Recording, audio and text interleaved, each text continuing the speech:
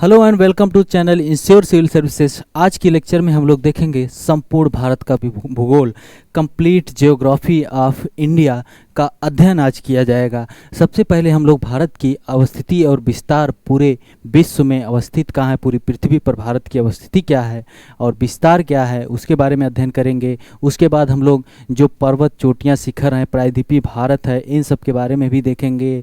भारत में किस प्रकार की मिट्टियाँ पाई जाती हैं, भारत में किस प्रकार के वन पाए जाते हैं, इन सब का अध्ययन करेंगे। भारत किन किन देशों के साथ सीमा साझा करता है, बाकी जो भी महत्वपूर्ण चीज़ें हैं भारत के भूगोल से संबंधित, उसका हम अध्ययन करेंगे। अध्ययन शुरू करने से पहले आप लोग देखिए, ये है पृथ्वी, ठीक है, ये पृथ्वी है जिस पर आप लोग हैं। आप लोग ही नहीं, हम भी इसी पर हैं। ये अगर आपके पास इस प्रकार की कोई संरचना है, तो अगर मान लीजिए आपके पास कुछ ऐसा है इस प्रकार का, आप एक नाइफ लीजिए और इसको दो बराबर भागों में कट करके दो बराबर भागों में कट कर लीजिए। तो यही जो जिससे आप दो बराबर भागों में ऐसे इस प्रकार से अगर आप लोग दो बराबर भागों में काटते हैं तो वो हो जाता है इक्वेटर। इक्वेटर यानी भूमध्य रेखा। भूमध्य रेखा को विषुवत रेखा भी कहा जाता है, ठीक है। यही भूमध्य रेखा जो है भारत के दक्षिण से होकर जाती है, भारत के दक्षिण से होकर जाती है, यहाँ से होकर जाती है, जो मालदीव से भी होकर जाती है, मालदीव देश से होकर जाती है, ठीक है। और अगर हम यहीं से 23.5 डिग्री ऊपर जाते हैं तो वो हो जाती है tropic of cancer. Tropic of cancer, ये कर्क रेखा, यहाँ पर कर्क रेखा ये है, कर्क रेखा 23.5 डिग्री ऊपर जो ट्रॉपिक ऑफ कैंसर कर्क रेखा होती है, जो भारत के 8 राज्यों से होकर जाती है। भारत के 8 राज्य कौन कौन से हैं उसको भी हम लोग आगे देखेंगे, ठीक है। 23.5 डिग्री इसके दक्षिण में हम चले जाते हैं तो 23.5 डिग्री दक्षिण में ट्रॉपिक ऑफ कैप्रिकॉर्न है, जो यहाँ ऑस्ट्रेलिया से ऐसे आपको दिख रहा है, ऐसे ही होकर जाती है। Chile, Argentina, Paraguay, Brazil, Namibia, Botswana, इन सब देशों से होकर, ऑस्ट्रेलिया से भी होकर जाती है। और अगर हम सूर्य की बात करते हैं, सन की बात करते हैं, तो सन जो है वो ट्रॉपिक ऑफ कैंसर और ट्रॉपिक ऑफ कैप्रिकॉर्न 0 डिग्री उत्तर, 0 डिग्री से 23.5 डिग्री उत्तर में, 23.5 डिग्री दक्षिण में, ऐसे ही यहाँ पर मूव करता है। आप एक होता है समर सोल्स्टिक। समर सोल्स्टिक मतलब कि 21 जून को उत्तरी गोलार्ध में, 21 जून को उत्तरी गोलार्ध में 21 जून को सबसे बड़ा दिन होता है और सबसे छोटी रात होती है, सबसे छोटी रात होती है 21 जून को। और एक होता है विंटर सोल्स्टिक। विंटर सोल्स्टिक मतलब कि 22 दिसंबर को सबसे बड़ा दिन होता है दक्षिणी गोलार्ध में, 22 दिसंबर को सबसे बड़ा दिन होता है दक्षिणी गोलार्ध में, यहाँ साउथ में दक्षिणी गोलार्ध में सबसे बड़ा दिन होता है और सबसे छोटी रात होती है। एक होता है इक्विनॉक्स। इक्विनॉक्स मतलब कि 21 मार्च को और 23 सितंबर को दिन और रात बराबर होते हैं, याद रखिएगा। 21 जून को उत्तरी गोलार्ध में सबसे बड़ा दिन होता है, सबसे छोटी रात होती है। 22 दिसंबर को दक्षिणी गोलार्ध में सबसे बड़ा दिन होता है और सबसे छोटी रात होती है। और 21 मार्च और 23 सितंबर को क्या होता है, इक्विनॉक्स होता है, जिसमें दिन और रात बराबर होते हैं, दिन और रात बराबर होते हैं, ओके। 3 जनवरी को सूर्य जो है, सूर्य और पृथ्वी के बीच की दूरी बहुत कम होती है 3 जनवरी को, जिसको बोलते हैं पेरीहेलियन। 3 जनवरी को पेरीहेलियन। 4 जुलाई को होता है एफहेलियन। उस वक्त पृथ्वी और सूर्य के बीच की दूरी सबसे ज़्यादा होती है। आप अगर उत्तरी भारत से हैं, नॉर्थ इंडिया से अगर हैं, तो आपको लगेगा कि 3 जनवरी को सबसे पास होता है, लेकिन उत्तरी भारत में 3 जनवरी के समय बहुत ज़्यादा ठंडी होती है, बहुत ज़्यादा सर्दी का मौसम होता है, ठीक है। लेकिन 3 जनवरी को सूरज जो है मकर संक्रांति होती है 14-15 जनवरी को, तो सूर्य जो है यहाँ दूर आ गया होता है, इस रेखा पर होता है सूर्य, यहाँ पर आता है मकर, फिर यहाँ से वापस जाना शुरू करता है यहाँ से। तो यहाँ सूर्य बहुत दूर होता है, पृथ्वी से तो पास है लेकिन हमारे इस देश से बहुत दूर होता है, ठीक है। और 4 जुलाई को फिर वो वापस आता है, यहाँ कर्क रेखा की साइड आता है, फिर नीचे जाता है। तो यही 23.5 degree north to 23.5 degree south तक सूरज ऊपर नीचे होता रहता है, ठीक है। अब भारत की अवस्थिति को देखते हैं, इस पूरे जो आपको दिख रहा है मैप यहाँ पर। तो अक्सर हम लोग जब भी पेज पर या फिर जब भी हम लोग किसी कॉपी पर इस प्रकार से अगर लिखते हैं, तो उत्तर सबसे ऊपर हम लोग लिखते हैं उत्तर, नॉर्थ, और नीचे लिखते हैं साउथ यानी दक्षिण, ठीक है। इधर हम लोग लिखते हैं पूर्व और इधर लिखते हैं पश्चिम, पश्चिम, ठीक है, ईस्ट वेस्ट नॉर्थ साउथ। तो भारत की अवस्थिति क्या है, ये 0 डिग्री जो दिख रहा है, 0 डिग्री, 0 डिग्री जो दिख रहा है यहाँ, और ये नॉर्थ, ये पूरब, ये उत्तर, उत्तर और पूर्वी गोलार्ध में, उत्तरी और पूर्वी गोलार्ध में भारत है, ठीक है। तो यहाँ पर आपको देख सकते हैं ये अपना इंडिया, अपना भारत है, ठीक है। अब इसको देखने से पहले हम लोग देख लेते हैं कि जो महाद्वीप हैं, पूरे महाद्वीप हैं, वेगनर, अल्फ्रेड वेगनर थे, उन्होंने 1912 या 1912 ही शायद है, 1912 में इन्होंने थ्योरी दी थी, plate tectonics theory, plate tectonics theory. ये जो अलग अलग प्लेटें हैं इससे रिलेटेड उन्होंने एक थ्योरी दी थी, प्लेट टेक्टोनिक थ्योरी। उसमें उन्होंने बताया था कि शुरुआत में जब पृथ्वी बनी थी उसके बाद सिर्फ ये जो सभी प्लेट हैं, ये जो सभी प्लेट्स हैं एक साथ जुड़ी हुई थी, उसको उन्होंने नाम दिया था पैंजिया, ठीक है। और ये जो एक समुद्र बना था, ये पूरा जो पानी वाला क्षेत्र है पूरा जो बना था, उसको उन्होंने नाम दिया था पैंथालासा, ठीक है, पैंथालासा। लेकिन समय के साथ साथ बहुत वर्षों बाद, मतलब हजारों वर्षों बाद पृथ्वी जो है, ये जो प्लेट्स हैं अलग अलग खिसकना शुरू हुई। ये प्रूव्ड भी है, साइंटिफिकली प्रूव्ड है इनकी थ्योरी। अगर आप साउथ अमेरिका को लाकर यहाँ पर अगर अटैच करेंगे, यहाँ पर टच कराएंगे, ऐड करेंगे इसके साथ, तो आपको देखेंगे सेम टाइप की संरचना यहाँ पर मिलेगी, ठीक है, तो सेम टाइप की, ठीक है। तो उस वक्त इन्होंने कहा था कि ये जो उत्तरी क्षेत्र है इसको उन्होंने नाम दिया था अंगारा लैंड, अंगारा लैंड, या उसको लॉरेशिया नाम दिया था, लॉरेशिया, अंगारा लैंड, लॉरेशिया। और दक्षिण में जो था वो गोंडवाना लैंड, और जो समुद्र था उसको नाम उन्होंने दिया था टेथिस सी, टेथिस सी, ठीक है। तो भारत गोंडवाना लैंड के अंतर्गत आता है, भारत गोंडवाना लैंड के अंतर्गत आता है। इस थ्योरी पे ज़्यादा नहीं जाते हैं, ये मतलब मेंस का टॉपिक हो जाता है, ऑप्शनल जिनका है उनको इसको देख लेना चाहिए अच्छे तरीके से, ठीक है। तो भारत गोंडवाना लैंड के अंतर्गत आता है। अब भारत की अवस्थिति और विस्तार के बारे में आगे देखते हैं हम लोग। ये है आपका अपना इंडिया, ठीक है। भारत का सबसे उत्तरी अगर हम बात करें, सबसे उत्तरी जिला, उत्तरी राज्य भारत का कौन सा है, सबसे उत्तर में राज्य कौन सा है, तो वह है हिमाचल प्रदेश। क्योंकि 2019 में लद्दाख और जम्मू कश्मीर, पहले जम्मू कश्मीर राज्य था जो अब अलग होकर 2 यूनियन टेरेटरी के शासित प्रदेश बन गए हैं। तो वर्तमान में भारत में 28 राज्य और 8 केंद्र शासित प्रदेश हैं। वर्तमान में मतलब आज 2021 में भारत में 28 राज्य और 8 केंद्र शासित प्रदेश हैं, ठीक है। इसके पहले 9 केंद्र शासित प्रदेश थे, लेकिन दादरा नगर हवेली और दमन और दीव को ऐड कर दिया गया और एक केंद्र शासित बना दिया गया, और उसकी राजधानी है दमन, उसकी राजधानी है दमन, ठीक है। तो सबसे उत्तरी केंद्र शासित प्रदेश है लद्दाख। यहाँ पर सबसे उत्तरी बिंदु की बात करें तो 37 डिग्री 6 मिनट उत्तर में, 37 डिग्री 6 मिनट उत्तरी अक्षांश में यहाँ पर मिलेगा इंदिरा कोल, सबसे उत्तरी बिंदु 37 डिग्री 6 मिनट। और इस पूरे स्थल की बात करें, भारत के मेन लैंड की बात करें, तो यहाँ पर आपको कन्याकुमारी दिखेगा 8 डिग्री 4 मिनट। लेकिन अगर भारत का सबसे दक्षिणी बिंदु की बात करें तो अंडमान एंड निकोबार में यहाँ पर ग्रेट निकोबार है, जिसे कहा जाता है इंदिरा पॉइंट। तो मतलब सबसे दक्षिणी बिंदु इंदिरा पॉइंट है, जिसको पिग्मेलियन पॉइंट भी कहा जाता है।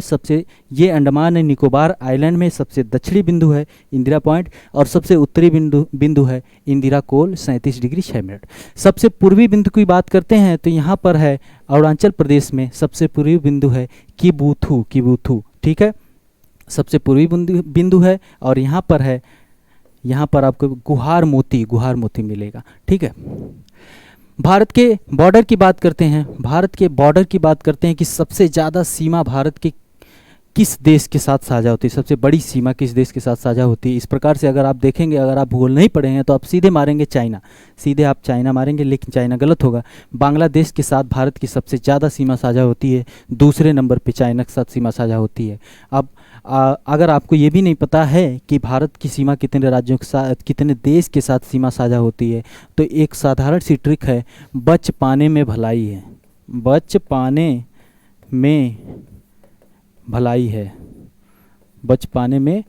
है, भारत परमाणु संपन्न देश है, बहुत मजबूत देश है, बहुत फायर पावर इंडेक्स में भारत की 4th रैंक है।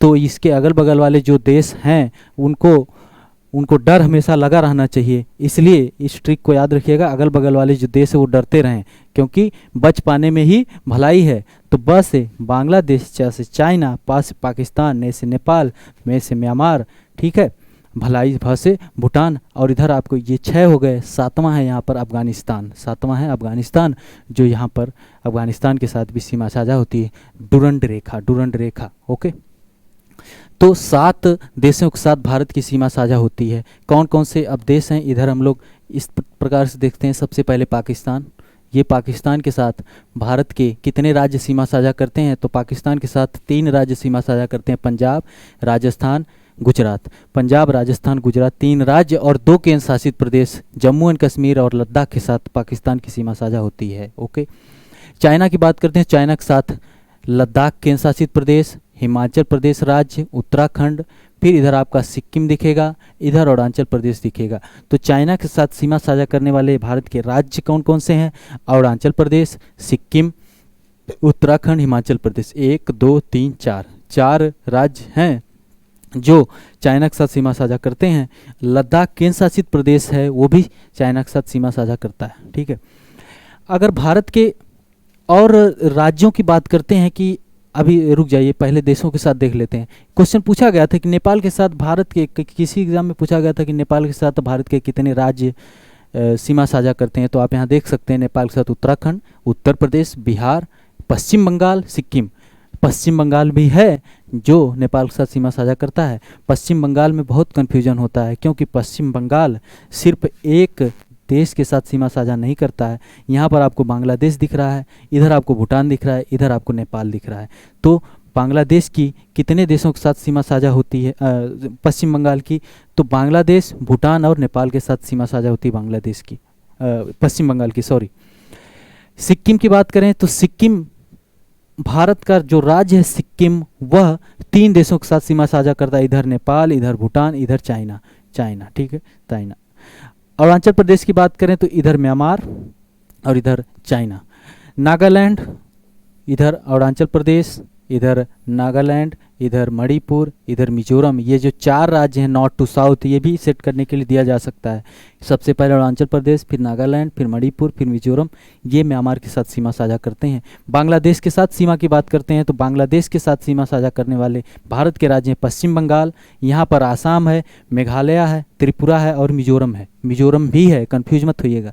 ये जो नॉर्थ ईस्ट के 2 राज्य हैं त्रिपुरा और मिजोरम, यह यहाँ से कर्क रेखा होके जाती है, कर्क रेखा होकर जाती है। ओके, तो सबसे ज़्यादा, सबसे लंबी सीमा साझा होती है बांग्लादेश के साथ। दूसरे नंबर पे चाइना है, जिसके साथ मैकमोहन रेखा है, मैकमोहन रेखा है। चाइना जिसको मानता नहीं है, चाइना कहता है कि यह तिब्बत के साथ हुआ था और तिब्बत के साथ हुआ था, हमारे साथ ही इस प्रकार का समझौता कोई नहीं हुआ था, और उसको नहीं मानता है कि ये बॉर्डर जो है, ठीक है। और यहाँ पर भारत और पाकिस्तान के बीच रेड क्लिफ लाइन है और डुरंड रेखा अफगानिस्तान के साथ है, भारत और अफगानिस्तान के साथ है, और डुरंड रेखा इधर पाकिस्तान और अफगानिस्तान के साथ भी है। जब भारत विभाजित नहीं हुआ था उसके पहले यह हो चुका था। ओके, ठीक है, तो ये कुछ देश हैं जो भारत के साथ सीमा साझा करते हैं। और भारत के राज्यों में अगर हम देखते हैं कि भारत का कौन सा राज्य है जो सबसे ज़्यादा राज्यों के साथ सीमा साझा करता है, तो वह है उत्तर प्रदेश। उत्तर प्रदेश 8 राज्य, 1 केंद्र शासित प्रदेश तथा 1 अंतर्राष्ट्रीय सीमा उत्तर प्रदेश की नेपाल के साथ साझा होती है। ठीक है, तो उत्तर प्रदेश की 8 राज्य, 1 केंद्र शासित प्रदेश दिल्ली और दूसरा नेपाल के साथ सीमा साझा होती है। ये कहीं ऐसा राज्य है जो इतनी ज़्यादा सीमा साझा करता है। क्षेत्रफल की दृष्टि से चौथे नंबर पे आता है उत्तर प्रदेश, अभी हम लोग देखेंगे।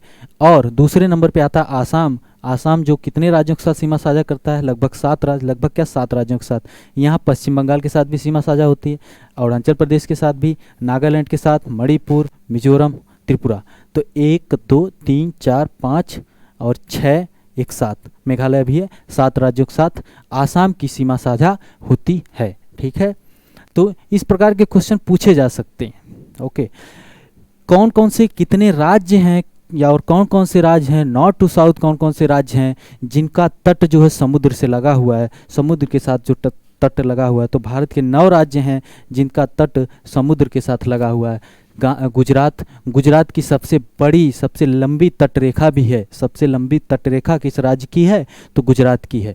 ठीक है, तो सबसे लंबी तटरेखा गुजरात की है। उसके बाद इधर आ जाता है आपका महाराष्ट्र। टोटल 9 राज्य हैं जिनका तट जो है समुद्र से लगा हुआ है। तो गुजरात के बाद महाराष्ट्र आ जाता है। इधर आपको गोवा मिल जाएगा, इधर कर्नाटका, इधर केरला, इधर तमिलनाडु, इधर आंध्रा, इधर उड़ीसा, इधर पश्चिम बंगाल। ओके, तो हमने क्या देखा? अभी हमने देखा कि भारत की अवस्थिति जो है 8 डिग्री 4 मिनट कन्याकुमारी से 37 डिग्री 6 मिनट उत्तर में, यहाँ पर इंदिरा कोल। और सबसे दक्षिण में जो भारत का सबसे दक्षिणी बिंदु है वो है 6 डिग्री 4 मिनट, यहाँ पर ग्रेट निकोबार आइलैंड जो है अंडमान एंड निकोबार में, वहाँ पर है, जिसका नाम है इंदिरा पॉइंट, जो पिग्मेलियन पॉइंट है। ठीक है, और 68 डिग्री 7 मिनट यहाँ पर है गुहारमोती, और 97 डिग्री 25 मिनट ईस्ट पूर्व में है, वहाँ पर आपको दिखेगा किबुथु अरुणाचल प्रदेश में। सबसे पूर्वी राज्य जो है भारत का वो है, सबसे पूर्वी राज्य है अरुणाचल प्रदेश, सबसे पश्चिमी राज्य है गुजरात।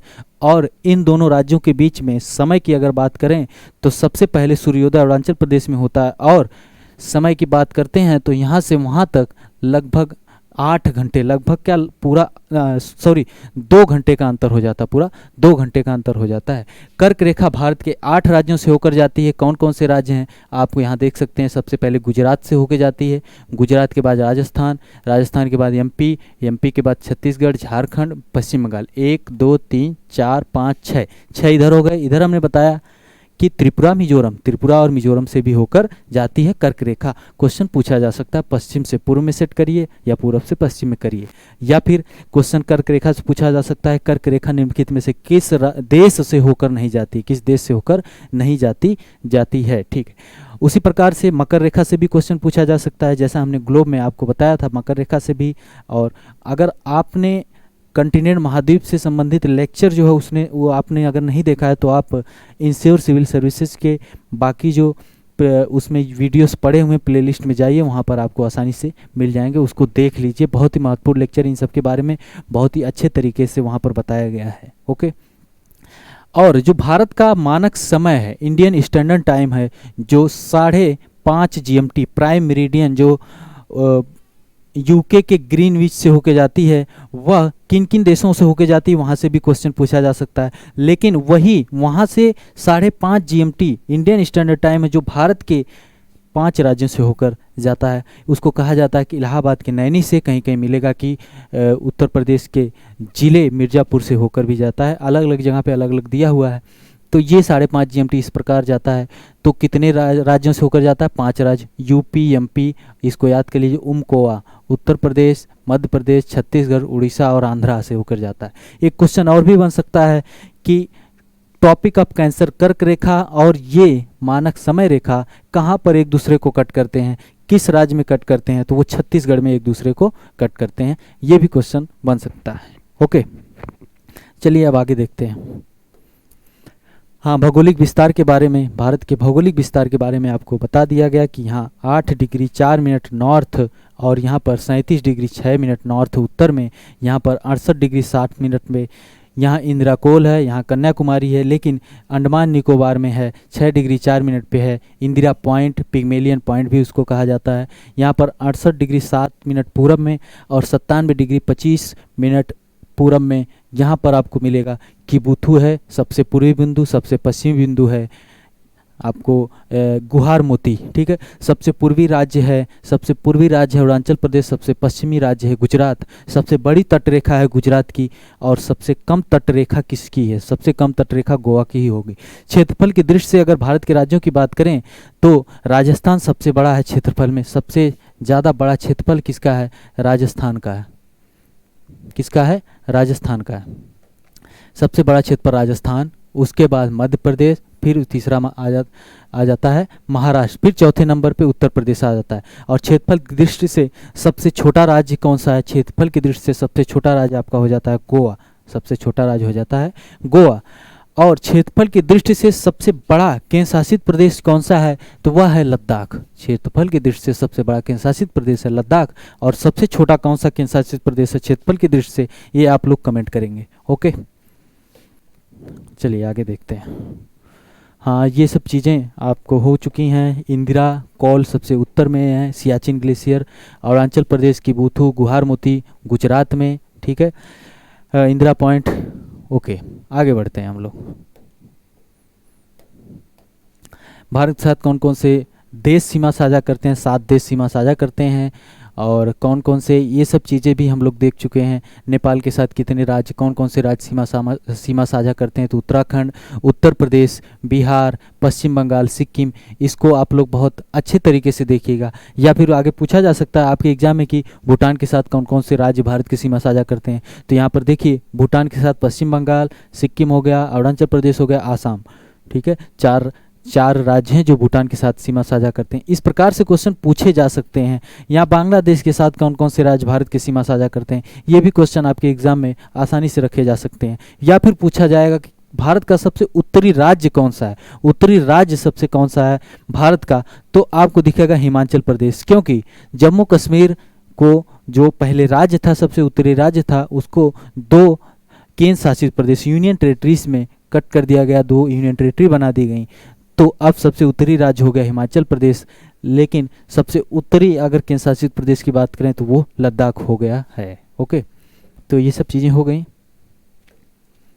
आगे देखते हैं टॉपिक ऑफ कैंसर, जो कि भारत के 8 राज्यों से होकर जाती है। हमने बता दिया कि यहाँ पर गुजरात, यहाँ राजस्थान, मध्य प्रदेश, छत्तीसगढ़, यहाँ पर झारखंड, यहाँ पश्चिम बंगाल, यहाँ पर त्रिपुरा, यहाँ पर मिजोरम से होकर जाती है।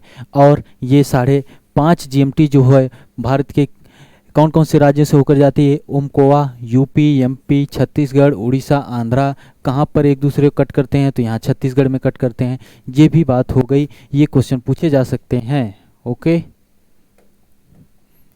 हाँ, ये वही चीज़ है। यहाँ पर यूपी, एमपी, छत्तीसगढ़, उड़ीसा, आंध्रा, ये गलत है। हाँ, ये रहा, ठीक है। तो 8 राज्यों के साथ होकर जाती है और 8 राज्य के साथ होकर जाती है। टॉपिक ऑफ कैंसर यानी कर्क रेखा। भारत के भौगोलिक क्षेत्रफल की बात करते हैं। पूरे पृथ्वी में, इस पृथ्वी में भारत का क्षेत्रफल कितना है? इस पृथ्वी में भारत का क्षेत्रफल कितना है?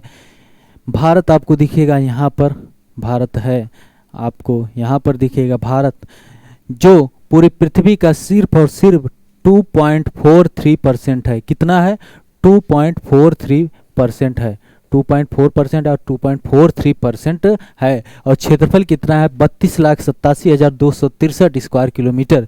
32,87,263 स्क्वायर किलोमीटर। और इसी छोटी सी जगह में पूरे विश्व की लगभग 18% जनसंख्या निवास करती है। पूरे विश्व की 18% जनसंख्या निवास करती है। और भारत का जनसंख्या घनत्व है 382 व्यक्ति पर स्क्वायर किलोमीटर। ओके, तो भारत का क्षेत्रफल 32,87,263 स्क्वायर किलोमीटर, जो पूरे विश्व का, पूरे पृथ्वी के क्षेत्रफल का 2.43% है और लगभग 18% जनसंख्या निवास करती है। ओके, सबसे बड़े महाद्वीप की अगर हम बात करते हैं तो जैसे सबसे बड़ा महाद्वीप है एशिया, उसके बाद अफ्रीका महाद्वीप आता है, फिर उसके बाद उत्तरी अमेरिका, फिर दक्षिणी अमेरिका। 5वें नंबर पे आपका अंटार्कटिका महाद्वीप आ जाता है।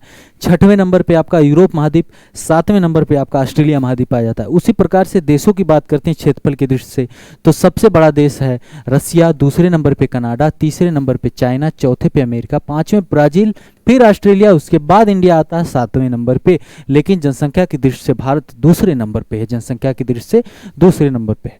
भारत की भूमि सीमा की बात करते हैं। भूमि सीमा जो बॉर्डर भारत के हैं, भूमि सीमा 15,200 किलोमीटर है। और समुद्र तट की लंबाई है 7,515.5।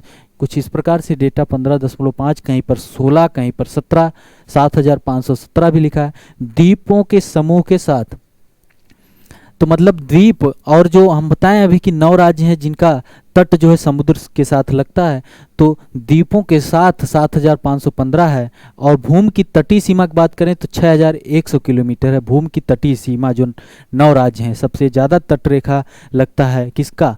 गुजरात का, ठीक है। तो वो तट जो 9 राज्यों का 6,100 है, और द्वीपों को भी ऐड कर देते हैं 7,515 है, ठीक है। और टोटल देखते हैं तो 22,715.5 है, 22,716, 717 इस प्रकार से है। उत्तर से दक्षिण तक भारत की, उत्तर से दक्षिण तक जो मुख्य भूमि की लंबाई है 3214 किलोमीटर, 3214 किलोमीटर, और पूरब से पश्चिम है 2933 किलोमीटर, 2933 किलोमीटर। उत्तर प्रदेश का जो संपूर्ण उत्तर प्रदेश का लेक्चर हुआ था उसमें हमने बताया था कि उत्तर प्रदेश का क्षेत्रफल है 2,40,928 वर्ग किलोमीटर, 2,40,928 स्क्वायर किलोमीटर, जो भारत के क्षेत्रफल का 7.33% है, 7.33%। उसमें हमने बताया था कि पूरब से पश्चिम तक उत्तर प्रदेश की लंबाई है 650 किलोमीटर, उत्तर से दक्षिण 240 किलोमीटर।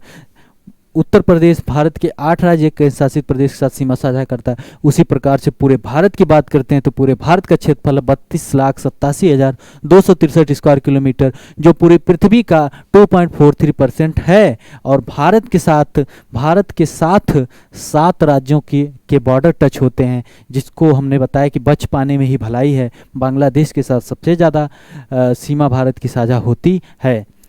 और अगर हम बात करते हैं जैसे कि द्वीपों के साथ, तो द्वीपों के साथ जैसे पाक जल संधि के द्वारा श्रीलंका अलग होता है भारत की पाक जल संधि के द्वारा, उसी प्रकार से और भी जैसे अभी हम आगे देखते हैं। चलिए, गुजरात की तटीय सीमा भारतीय राज्यों में सबसे बड़ी है, ये हम आपको बता चुके हैं। हाँ, 8 डिग्री चैनल जो है मालदीव और मिनिकॉय द्वीप को अलग करता है। मालदीव हमने बताया, मालदीव वही जहाँ से इक्वेटर भूमध्य रेखा, मालदीव की राजधानी माले है। 8 डिग्री चैनल, ठीक है, 8 डिग्री चैनल के द्वारा मालदीव और मिनिकॉय द्वीप, मतलब लक्षद्वीप और मिनिकॉय जो भारत का केंद्र शासित प्रदेश है, उसको वो मालदीव से अलग होता है 8 डिग्री चैनल के द्वारा। फिर उसके बाद 9 डिग्री चैनल के द्वारा लक्षद्वीप और मिनिकॉय द्वीप अलग होते हैं। लक्षद्वीप और मिनिकॉय द्वीप एक दूसरे से अलग होते हैं। किस डिग्री चैनल के द्वारा? वो अलग होते हैं 9 डिग्री चैनल के द्वारा। 10 डिग्री चैनल के द्वारा अंडमान और निकोबार द्वीप समूह एक दूसरे से अलग होते हैं। 6 डिग्री चैनल के द्वारा इंदिरा पॉइंट, जो हमने बताया कि अंडमान और निकोबार द्वीप में सबसे दक्षिणी भारत का सबसे दक्षिणी बिंदु जो है इंदिरा पॉइंट, जिसको पिग्मेलियन पॉइंट भी कहा जाता है, ग्रेट निकोबार आइलैंड, वो इंडोनेशिया से अलग होता है 6 डिग्री चैनल के द्वारा।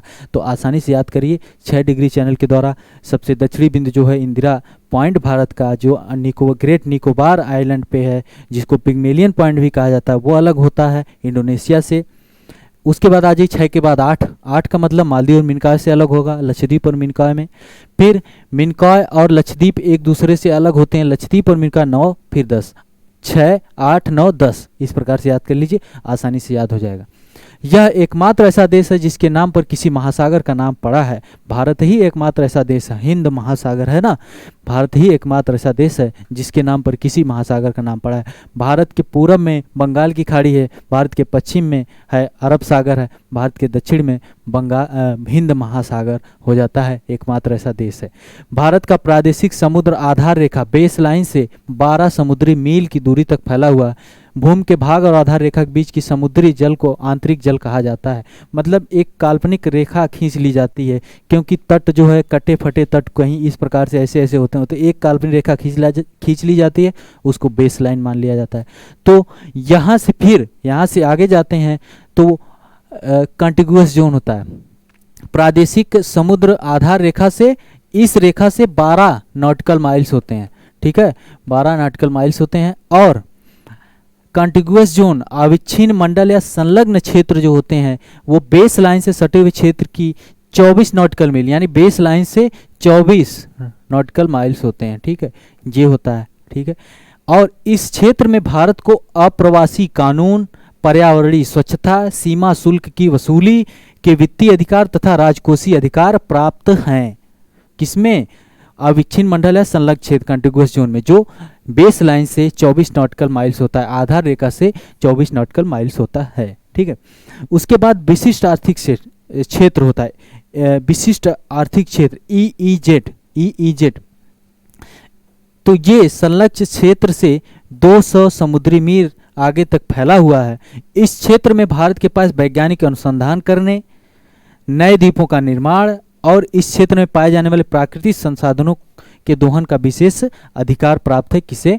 भारत देश को। इसी प्रकार सभी देशों का होता है। और 200 नॉटिकल माइल्स के बाद शुरू हो जाती है हाई सीज, जिस पर सभी देशों का अधिकार होता है, जो फिर आ जाता है United Nation convention on law of the sea, UN clause के अंतर्गत आ जाता है, जो 1982 में शायद बना हुआ है। इसको आप लोग देखिएगा, ठीक है। एक पॉलीमेटेलिक नॉडुल से संबंधित जो हिंद महासागर में भारत को 5 साल के लिए वहाँ से भारत दोहन कर सकता है। इसके बारे में आप लोग सर्च जरूर करिएगा, और सर्च करिएगा, अगर आपको मिल जाए तो कमेंट जरूर करिएगा कि किस क्षेत्र में कब तक के लिए या फिर क्या दोबारा दिया गया भारत को यह अधिकार की, ठीक है, इसके बारे में आप लोग कमेंट करिएगा। हाँ, यहाँ पर मैप में देखिए हमने बताया कि ये बेस लाइन से, टेरिटोरियल सी कंटिगुअस जोन है, फिर यहाँ आ जाता है आपका EEZ up to 200 nautical miles from the base line से 200 नॉटिकल माइल्स तक। ओके, फिर उसके बाद शुरू हो जाता है हाई सी, डीप सी बेड, फिर ठीक है। तो कुछ इस प्रकार का था।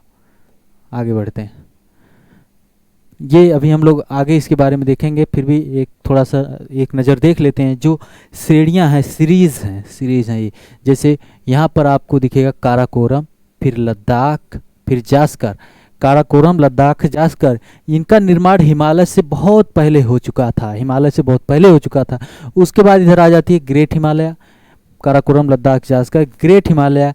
फिर इधर आप मिडल हिमालय आ जाता है, फिर इधर शिवालिक आपका आ जाता है, ग्रेट हिमालय, मिडल हिमालय, शिवालिक। और ये जो ग्रेट हिमालय है, महान हिमालय है, इसी में सभी जितनी सबसे ऊंची चोटियां हैं वो मिलती हैं। लेकिन काराकोरम में आपको मिलेगा K2 जो भारत की सबसे ऊंची चोटी है, जो POK, पाकिस्तान ऑक्युपाइड कश्मीर में है। ठीक है, जिसको अभी हम लोग आगे देखेंगे। अभी हम देखते हैं, हाँ, भारत की भूगर्भीय संरचना के बारे में देखते हैं। तो दक्षिण का प्रायद्वीपीय पठार 3 भागों में बांटते हैं। सबसे पहले दक्षिण का प्रायद्वीपीय पठार। प्रायद्वीप किसे कहते हैं? जो 3 तरफ से जल से घिरा हो, और द्वीप किसे कहते हैं? जो चारों तरफ से जल से घिरा हो। ओके, तो भारत का प्रायद्वीपीय पठार, दूसरा उत्तर की विशाल पर्वतमाला, ये सब पर्वतमाला जो है। ओके, और तीसरा है उत्तर भारत का मैदानी भाग। कुछ चट्टानों के बारे में अगर हम देखते हैं, जो दक्षिण का प्रायद्वीपीय पठार, उसकी कुछ चट्टानों के बारे में देखते हैं। यहाँ से क्वेश्चन अक्सर पूछे जाते हैं कि कौन सी चट्टान सबसे प्राचीन है, उसके बाद कौन सी चट्टान होती है, उसके बाद कौन सी है। यहाँ से अक्सर क्वेश्चन पूछे जाते हैं, तो आप लोग याद रख लीजिएगा, अर्धकवि, CUVI, अर्धकवि। AR से हो जाएगा अरावली, दूसरा हो जाएगा धारवाड़, अरावली, सॉरी, आर्कियन, फिर धारवाड़, आर्कियन क्रम की चट्टानें, फिर धारवाड़ क्रम की चट्टानें, फिर कुडप्पा, फिर विंध्या। अर्धकवि क्वेश्चन CAPF असिस्टेंट कमांडेंट में भी पूछा जा चुका है शायद, और भी कई एग्जामों में पूछा जा चुका है कि सबसे प्राचीन जो चट्टानें हैं भारत की वो कौन सी हैं। तो आर्कियन क्रम की चट्टानें हैं, फिर आ जाती है धारवाड़ क्रम की चट्टानें, फिर आ जाती है कुडप्पा, फिर विंध्या। ओके, तो याद रखिएगा अर्धकवि, ऐसे भी कर सकते हैं, अर्धकवि, आधा कवि। एक होता आसु कवि, हिंदी में अक्सर पूछा जाता है आसु कवि क्या होते हैं।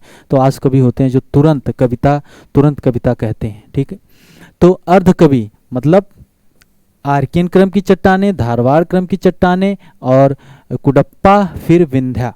ओके, तो एक एक चट्टानों के बारे में थोड़ा अध्ययन करते हैं। तो आर्कियन क्रम की चट्टानों में ये प्राचीनतम एवं प्राथमिक चट्टानें हैं, और इसमें जीवाश्म नहीं पाए जाते हैं। प्राचीनतम और प्राथमिक चट्टानें हैं और इनमें जीवाश्म नहीं पाए जाते हैं। सबसे पहली, सबसे पुरानी यही चट्टान है, और इसमें जीवाश्म, फोसिल्स नहीं पाए जाते हैं, जीवाश्म इसमें नहीं पाए जाते हैं, ये याद रखिएगा। ठीक है, आगे देखते हैं दूसरी चट्टान के बारे में। ज़्यादा डीप में इसमें जाएंगे तो कंफ्यूज हो जाएंगे। धारवाड़ क्रम की चट्टानें, दूसरा धारवाड़ क्रम की चट्टानें। ये आर्कियन क्रम की प्राथमिक चट्टानों के अपर्दन व निक्षेपण, इरोजन और डिपोजिशन से बनी है। अपर्दन, इरोजन, जब आर्कियन की क्रम की चट्टानें जब टूटी होंगी, बरसात, बारिश, सब इन सब की वजह से जो पृथ्वी पर होता रहता है उससे, तो ये आर्कियन क्रम की प्राथमिक चट्टानों के अपर्दन निक्षेपण से निर्मित परतदार चट्टानें हैं। यह अत्यधिक रूपांतरित हो चुकी हैं एवं इसमें जीवाश्म नहीं मिलते हैं। तो हमने बताया कि आर्कियन में भी जीवाश्म नहीं मिलते हैं, धारवाड़ क्रम की चट्टानों में भी जीवाश्म नहीं मिलते हैं। कर्नाटक के धारवाड़ एवं बेल्लारी जिला, अरावली श्रेणियां, बालाघाट, रीवा, छोटा नागपुर, ये जो पठार वगैरह हैं, यहाँ पर इन क्षेत्रों में ये चट्टानें पाई जाती हैं। और धारवाड़ क्रम की चट्टानों को कहा जाता है बहुत ही रिच हैं, बहुत ही मतलब अमीर चट्टानें हैं, क्योंकि यहाँ पर आपको इसी क्रम के चट्टानों में सर्वाधिक खनिज भंडार मिलते हैं। लौह अयस्क हो, तांबा हो, स्वर्ण हो। लौह अयस्क हो, तांबा हो, स्वर्ण हो। ये मुख्य रूप से कर्नाटक वगैरह में पाए जाते हैं। सबसे ज़्यादा सोने का प्रोडक्शन स्वर्ण पाया जाता है कर्नाटक में। ठीक है, कर्नाटक के धारवाड़ एवं बेल्लारी जिला, अरावली श्रेणी, अरावली में, बालाघाट, रीवा, छोटा नागपुर, पठार में ये धारवाड़ क्रम की चट्टानें पाई जाती हैं। याद रखिएगा, सबसे रिच कोयला नहीं है इसमें, सबसे रिच चट्टान है। कोयले की बात नहीं हो रही यहाँ पे। और इसमें फोसिल्स नहीं पाए जाते हैं। फोसिल फ्यूल नहीं, फोसिल्स यानी जीवाश्म इसमें नहीं पाए जाते हैं। आर्कियन क्रम की चट्टानों में भी जीवाश्म नहीं पाए जाते हैं। ओके, ठीक है, इसको अभी हम आगे देखेंगे। तीसरी है कुडप्पा क्रम की चट्टानें। कुडप्पा, आर्कियन, धारवाड़ के बाद कुडप्पा। इनका निर्माण धारवाड़ क्रम की चट्टानों के अपरदन और निक्षेपण से हुआ। तो आर्कियन क्रम की चट्टानें बनी, उसके बाद उनका अपरदन और निक्षेपण हुआ तो धारवाड़ क्रम की चट्टानें बनी। अब इनका अपरदन और निक्षेपण हुआ तो कुडप्पा क्रम की चट्टानें बनी। ये भी परतदार चट्टानें हैं जो अपेक्षाकृत कम रूपांतरित हैं, परंतु इनमें भी जीवाश्मों का अभाव मिलता है। इसमें भी फोसिल्स नहीं पाए जाते हैं। कृष्णा घाटी, नल्ला मलाई पहाड़ी क्षेत्र, पापाघानी व चेयार घाटी आदि में ये चट्टानें मिलती हैं। अभी इन सब घाटी जो हैं, जो नॉर्थ टू साउथ हम लोग देखेंगे, जो पूर्वी घाट में और पश्चिमी घाट में, उसको भी हम लोग बहुत अच्छे से देखेंगे। विंध्य क्रम की चट्टानें, विंध्या क्रम की चट्टानें, कुडप्पा क्रम की चट्टानों के बाद ये चट्टानें निर्मित हुई हैं। इनका विस्तार राजस्थान की चित्तौड़गढ़ से बिहार के सासाराम क्षेत्र तक है। सासाराम क्षेत्र तक है। सासाराम में किसका मकबरा है, इसको आप लोग कमेंट करिएगा, जरूर कमेंट करिएगा। कुछ ही लोग कमेंट करते हैं, अनुज सिंह हो गए और एक स्नेहा श्रीवास्तव जी हैं, शायद वही लोग सभी क्वेश्चन जितने पूछे जाते हैं वो लोग कमेंट करते हैं। और आशा है कि उन लोगों का नाम जो पीटी की लिस्ट में अवश्य ही होगा, उन लोगों का रोल नंबर अवश्य होगा। ठीक है, तो विंध्य क्रम की चट्टानें कुडप्पा क्रम की चट्टानों के बाद ये निर्मित हुई हैं। राजस्थान के चित्तौड़गढ़ से बिहार के सासाराम क्षेत्र तक फैली हैं। विंध्य क्रम के परतदार चट्टानों में बलुआ पत्थर मिलते हैं। इन चट्टानों का बड़ा भाग दक्कन ट्रैप से ढका है। दक्कन ट्रैप से ढका हुआ है अभी। ओके, तो हमने देखा आर्कियन क्रम की चट्टानें, धारवाड़ क्रम की चट्टानें, कुडप्पा क्रम की चट्टानें, विंध्य क्रम की चट्टानों के बारे में। अब आगे देखते हैं, इन चार चट्टानों के बाद बना है गोंडवाना क्रम की चट्टानें। गोंडवाना क्रम की चट्टानें, और इनमें फोसिल्स पाए जाते हैं, जीवाश्म इन्हीं में पाए जाते हैं। हाँ, ये छोड़िए, युग वगैरह में जाएंगे तो कंफ्यूज हो जाएंगे। ये चट्टानें कोयले के लिए विशेष महत्वपूर्ण है। सबसे ज़्यादा कोयला, पूरा 98% भारत का कोयला इन्हीं गोंडवाना क्रम की चट्टानों में पाया जाता है। भारत का 98% कोयला गोंडवाना क्रम की चट्टानों में मिलता है। जो सबसे ज़्यादा भारत में बिटुमिनस कोयला 4 प्रकार का होता है। 4 प्रकार का होता है, पीत, लिग्नाइट, बिटुमिनस, एंथ्रासाइट। पीत, लिग्नाइट, बिटुमिनस, एंथ्रासाइट। एंथ्रासाइट जो कोयला होता है सबसे अच्छी कोट का होता है, सबसे मतलब बेस्ट क्वालिटी का कोयला जो होता है एंथ्रासाइट होता है। भारत में वह सिर्फ एक जगह पाया जाता है, जम्मू कश्मीर के कारगिल में नहीं। जम्मू कश्मीर तो अब लद्दाख हो चुका है, तो लद्दाख के कारगिल में पाया जाता है। ठीक है, एंथ्रासाइट कोयला। भारत में सबसे ज़्यादा 98% जो कोयला है वो गोंडवाना क्रम की चट्टानों में पाया जाता है, जो मुख्य रूप से सिर्फ और सिर्फ बिटुमिनस प्रकार का कोयला है। ये परतदान चट्टानें हैं एवं इसमें मछलियों और रेंगने वाले जीवों के अवशेष मिलते हैं। दामोदर घाटी, महानदी घाटी, गोदावरी व उसकी सहायक नदियों में इन चट्टानों का सर्वोत्तम रूप मिलता है। ठीक है, तो ये गोंडवाना क्रम की चट्टानें जो हैं इसी में सबसे ज़्यादा जीवाश्म वगैरह मिलते हैं, और भारत का 58% कोयला जो है इन्हीं गोंडवाना क्रम की चट्टानों में पाया जाता है। ठीक है, दक्कन ट्रैप की बात करते हैं। इनका निर्माण मेसोजोइक महाकल्प के क्रिटेशियस कल्प में हुआ था। इस समय छोड़िए, ज्वालामुखी ऐसा कहा जाता है, एक है रियूनियन आइलैंड है। जब भारत की पूरी प्लेट जो वापस आ रही थी इधर, जब आकर मिली इसमें यूरेशियन प्लेट में, तो एक दरारी उद्भेदन करते हुए रियूनियन आइलैंड आपको मिलेगा। दरारी उद्भेदन हुआ जिसके कारण ज्वालामुखी विस्फोट हुआ, दक्कन ट्रैप बना। इसके पहले हम कहें गोंडवाना क्रम की चट्टानें जो हैं वो दक्कन ट्रैप से ये ढकी हुई हैं।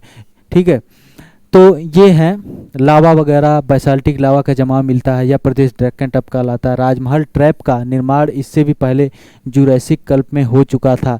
ये दक्कन ट्रैप जो है, दक्कन ट्रैप की वजह से ये मुख्य रूप से पाए जाते हैं। जैसे आपका हो गया महाराष्ट्र हो गया, मध्य प्रदेश हो गया और गुजरात हो गया, तो यहाँ पर इनकी वजह से, इनके अपरदन के कारण काली मिट्टी का बहुत ज़्यादा विकास हुआ है, जिसके कारण काली मिट्टी से ही मूंगफली की खेती हो गई, कपास की खेती के लिए बहुत महत्वपूर्ण है काली मिट्टी, तो ये वहाँ पाए जाते, दक्कन ट्रैप है। तो हमने देखा आर्कियन क्रम की चट्टानें, धारवाड़ क्रम की चट्टानें, कुडप्पा अर्ध कभी हमने बोला, आर्कियन क्रम, धारवाड़ क्रम, कुडप्पा, विंध्या, फिर गोंडवाना क्रम की चट्टानें, फिर दक्कन ट्रैप की बात हो गई। ओके, काली मिट्टी का निर्माण इन्हीं दक्कन ट्रैप की वजह से हुआ। पश्चिमी घाट के अधिक वर्षा वाले समतल उच्च भागों पर लैटराइट मिट्टी पाई जाती है, जिस पर मसालों, चाय आदि, काफ़ी आदि की खेती होती है। ये जो चट्टानें हैं वो किस लिए महत्वपूर्ण हुई हैं, भारत के लिए क्या वो करती हैं, जैसे हमने बताया कि कोयला वगैरह भी पाया जाता है, तांबा, सोना, सब कुछ चीज़ें, जितना भी मिनरल्स वगैरह है, इन्हीं सब 5-6 जो चट्टानें इनमें पाया जाता है। तो और भी चीज़ें जो है, जैसे काली मिट्टी का निर्माण हुआ दक्कन ट्रैप से, जो कपास की खेती के लिए महत्वपूर्ण है, उसी प्रकार से पश्चिमी घाट, ये सब जो लैटराइट मिट्टी वगैरह है, जिस पर मसालों, चाय आदि की खेती होती है, प्रायद्वीपीय पठार, सोना, तांबा, लोहा, यूरेनियम, बॉक्साइट, कोयला, इन सब के, और छोटा नागपुर के पठार को भारत का रूर प्रदेश, रूर जर्मनी में है, कोयले के लिए प्रसिद्ध है, प्रदेश भी कहते हैं क्योंकि यहाँ खनिज संसाधनों का विशाल भंडार है। तो इन चट्टानों से ये सब फायदे हुए हैं। ओके, आगे देखते हैं। अब हम लोग आ गए हैं, ये जो हमने बताया था कि उसको बाद में देखेंगे, चट्टानों के बारे में हो गया। अब देखते हैं कि ये जो कराकोरम है, फिर इधर आपको दिखेगा लद्दाख, इधर आपको जास्कर, कराकोरम, लद्दाख, जास्कर, कराकोरम, लद्दाख, जास्कर। तो हिमालय उत्तर का पर्वतीय क्षेत्र जो है, कराकोरम, लद्दाख, जास्कर, ये ट्रांस हिमालय के अंतर्गत आते हैं, ये उत्तर में ट्रांस हिमालय के अंतर्गत आते हैं। उसके नीचे आता है महान हिमालय, ग्रेट हिमालय आता है, जिस पर विश्व की सबसे ऊंची चोटी एवरेस्ट अवस्थित है। और केटू जो है ये काराकोरम में ही है, काराकोरम श्रेणी में ही है, केटू है, और इसी का विस्तार यहाँ पर कैलाश रेंज हो जाती है।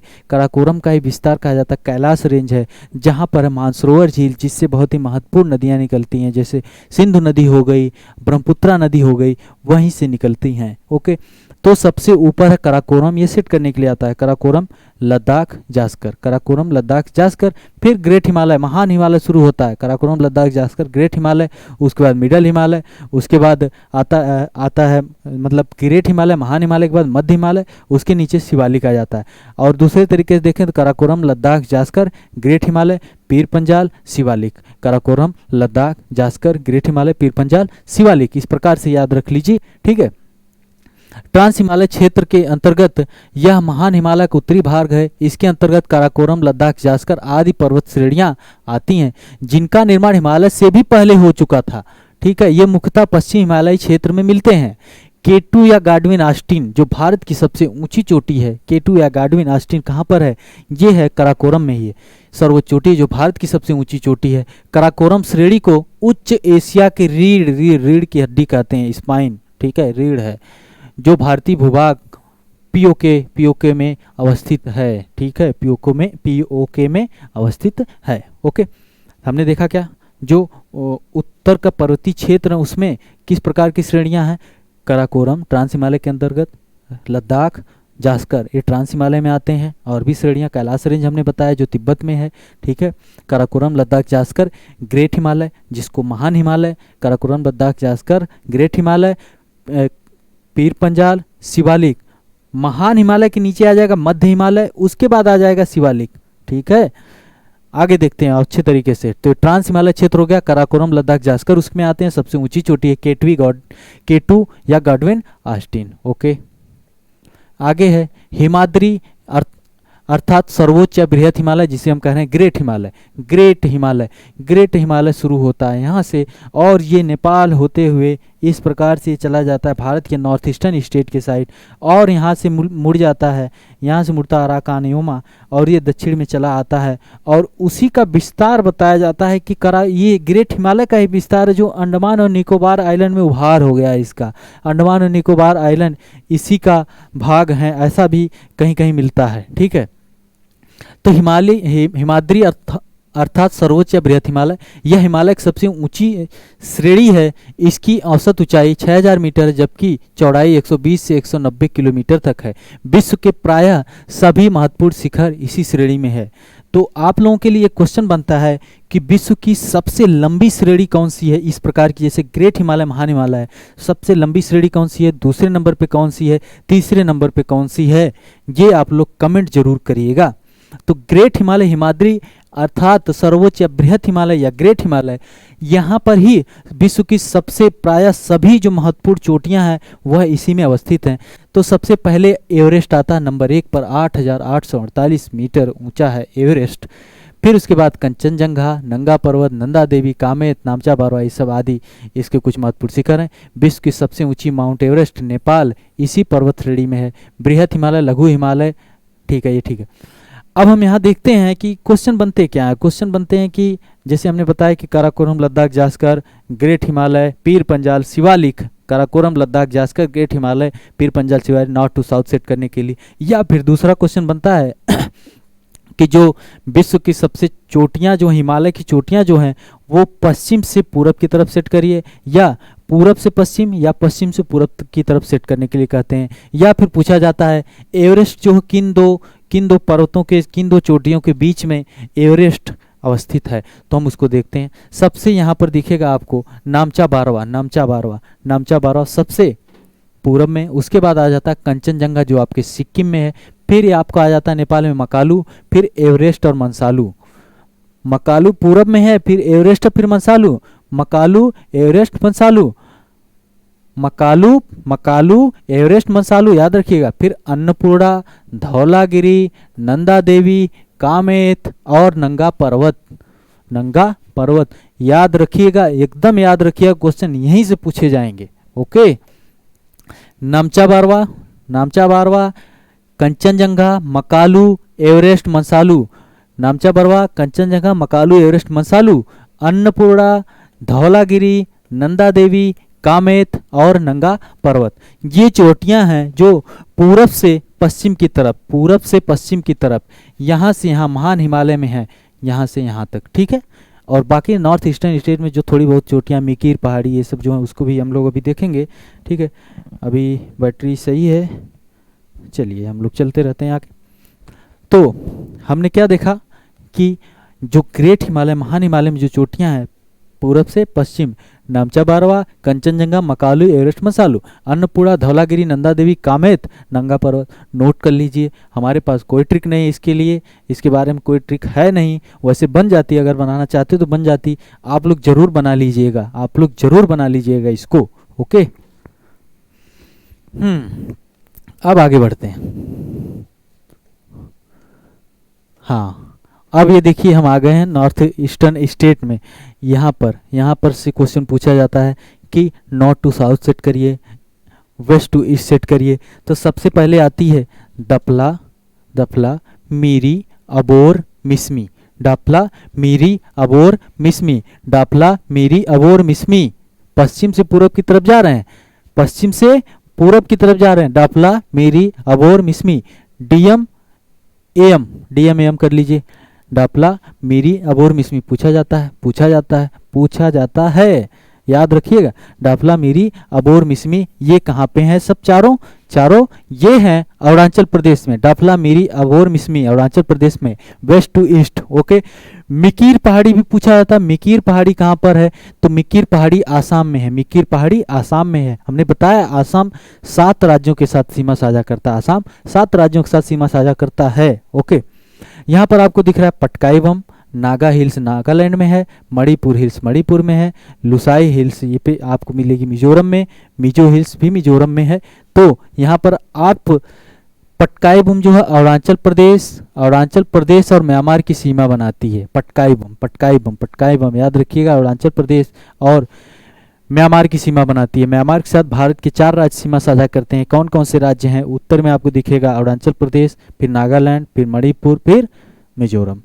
अरुणाचल प्रदेश, नागालैंड, मणिपुर, फिर मिजोरम। ओके, तो हमने बताया डफला, मीरी, अबोर, मिसमी ये चारों पाई जाती हैं कहाँ? अरुणाचल प्रदेश में, अरुणाचल प्रदेश में, ठीक है। पटकाई बम जो है अरुणाचल प्रदेश और म्यांमार की सीमा बनाती है। नागा पहाड़ी नागालैंड में, मणिपुर पहाड़ी मणिपुर में है, मिजो पहाड़ी मिजोरम में, त्रिपुरा पहाड़ी त्रिपुरा में। बरेल श्रेणी की बात करें, बरेल श्रेणी असम, मणिपुर और नागालैंड में पाई जाती है। बरेल श्रेणी असम, मणिपुर और नागालैंड में पाई जाती है। मिकीर पहाड़ी जो आसाम में है, मिकीर पहाड़ी आसाम में है, मिकीर पहाड़ी आसाम में है। सुमेलित करने के लिए जब क्वेश्चन आएगा तो यही पूछेगा कि मिकीर पहाड़ी कहाँ पर है, तो आपको सही करना पड़ेगा, ठीक है, तभी आपका निकलेगा एग्जाम अन्यथा नहीं निकलेगा अगर आप गलत करेंगे। हमने बहुत पहले भी उत्तर प्रदेश के लेक्चर में भी हमने बताया था कि अगर आप एक क्वेश्चन गलत करते हैं तो आपको 1.33 मार्क्स नहीं मिलते हैं। ये बात उत्तर प्रदेश पीसीएस प्री के एग्ज़ाम की हो रही है।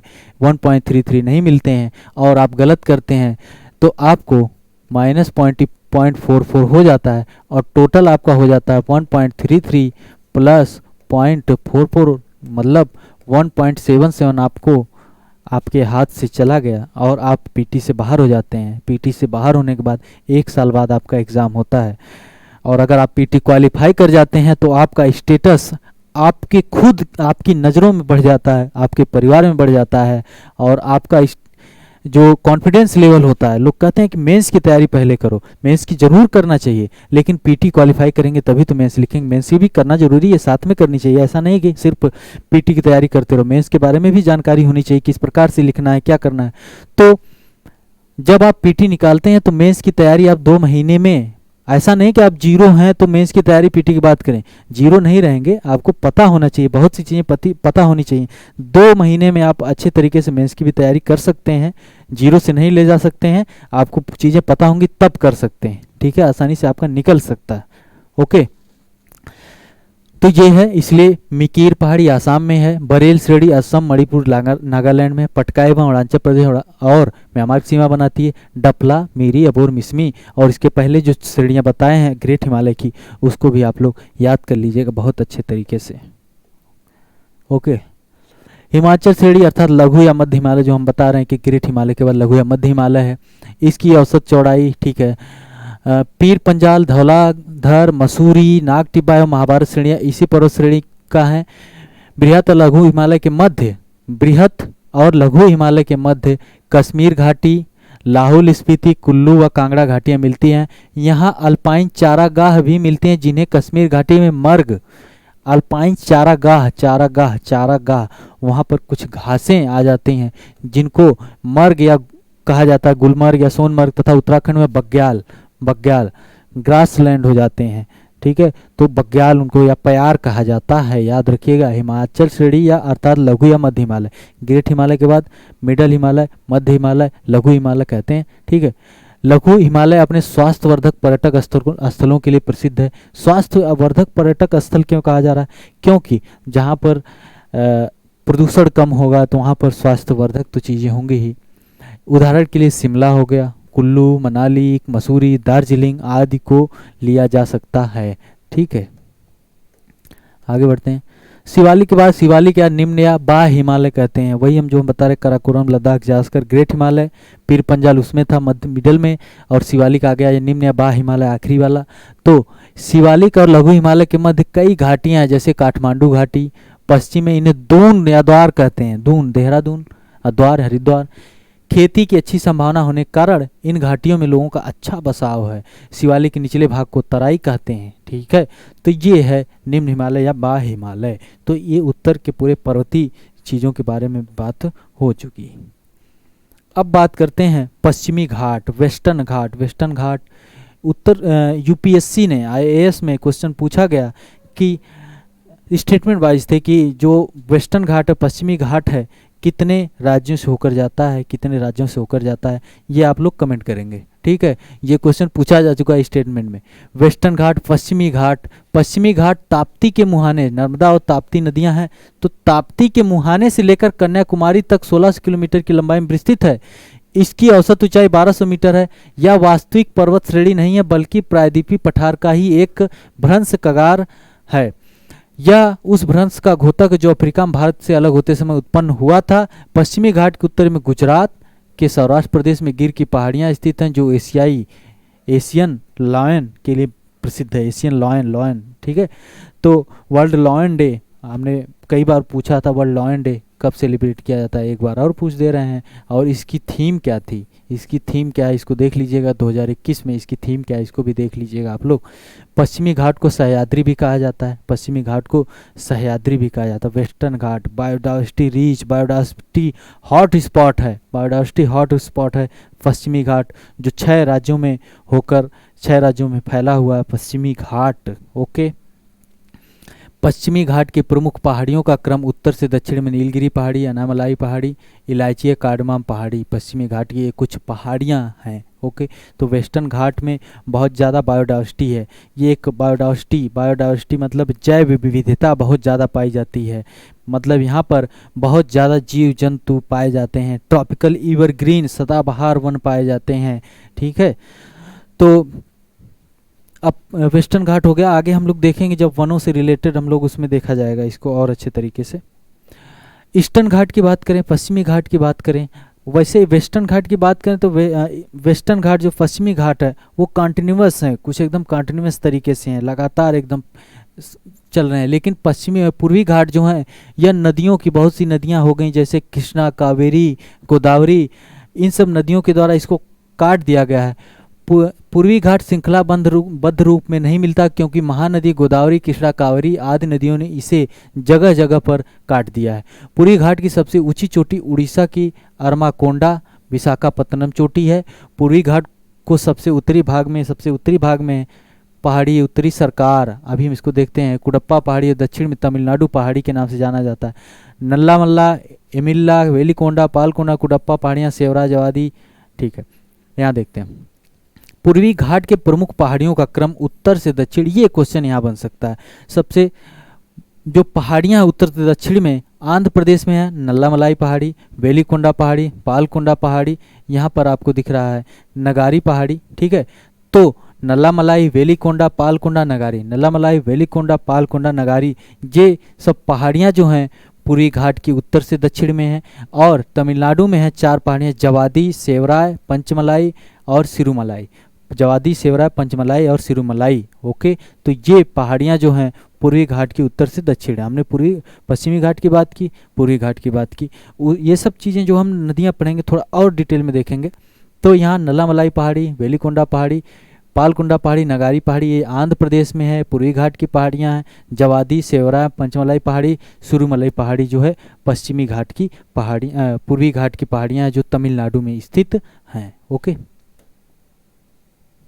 आगे देखते हैं, बहुत महत्वपूर्ण चीज़ें हैं वो क्वेश्चन बनते हैं।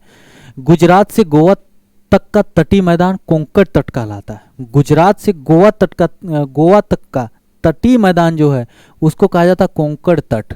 ये जो गुजरात है, ये भारत के मैप में गुजरात से गोवा तक को कहा जाता है कोंकण तट। गोवा से कर्नाटक के मंगलूर तक का क्षेत्र कहा है कन्नड़ तट। ये कोंकण तट कर्नाटक से गोवा से कर्नाटक के मंगलूर तक को कहा जाता है कन्नड़ तट। और फिर मंगलोर से कन्याकुमारी तक का तटीय क्षेत्र मालाबार तट कहा जाता है। याद रखिएगा, क्वेश्चन यहाँ से पूछे जाते हैं। गुजरात से गोवा तट को कहा जाता है कोंकण तट, गुजरात से गोवा तक कोंकण, और गोवा से मंगलूर कर्नाटक तक को बोला जाता है कन्नड़ तट, और मंगलूर से यहाँ कन्याकुमारी तक के तटीय मैदान को कहा जाता है मालाबार तट। कोंकण तट, कन्नड़ तट, मालाबार, कोंकण, कन्नड़, मालाबार, कोंकण, कन्नड़, मालाबार। याद रखिएगा, पश्चिमी घाट के तटों की बात हो रही है।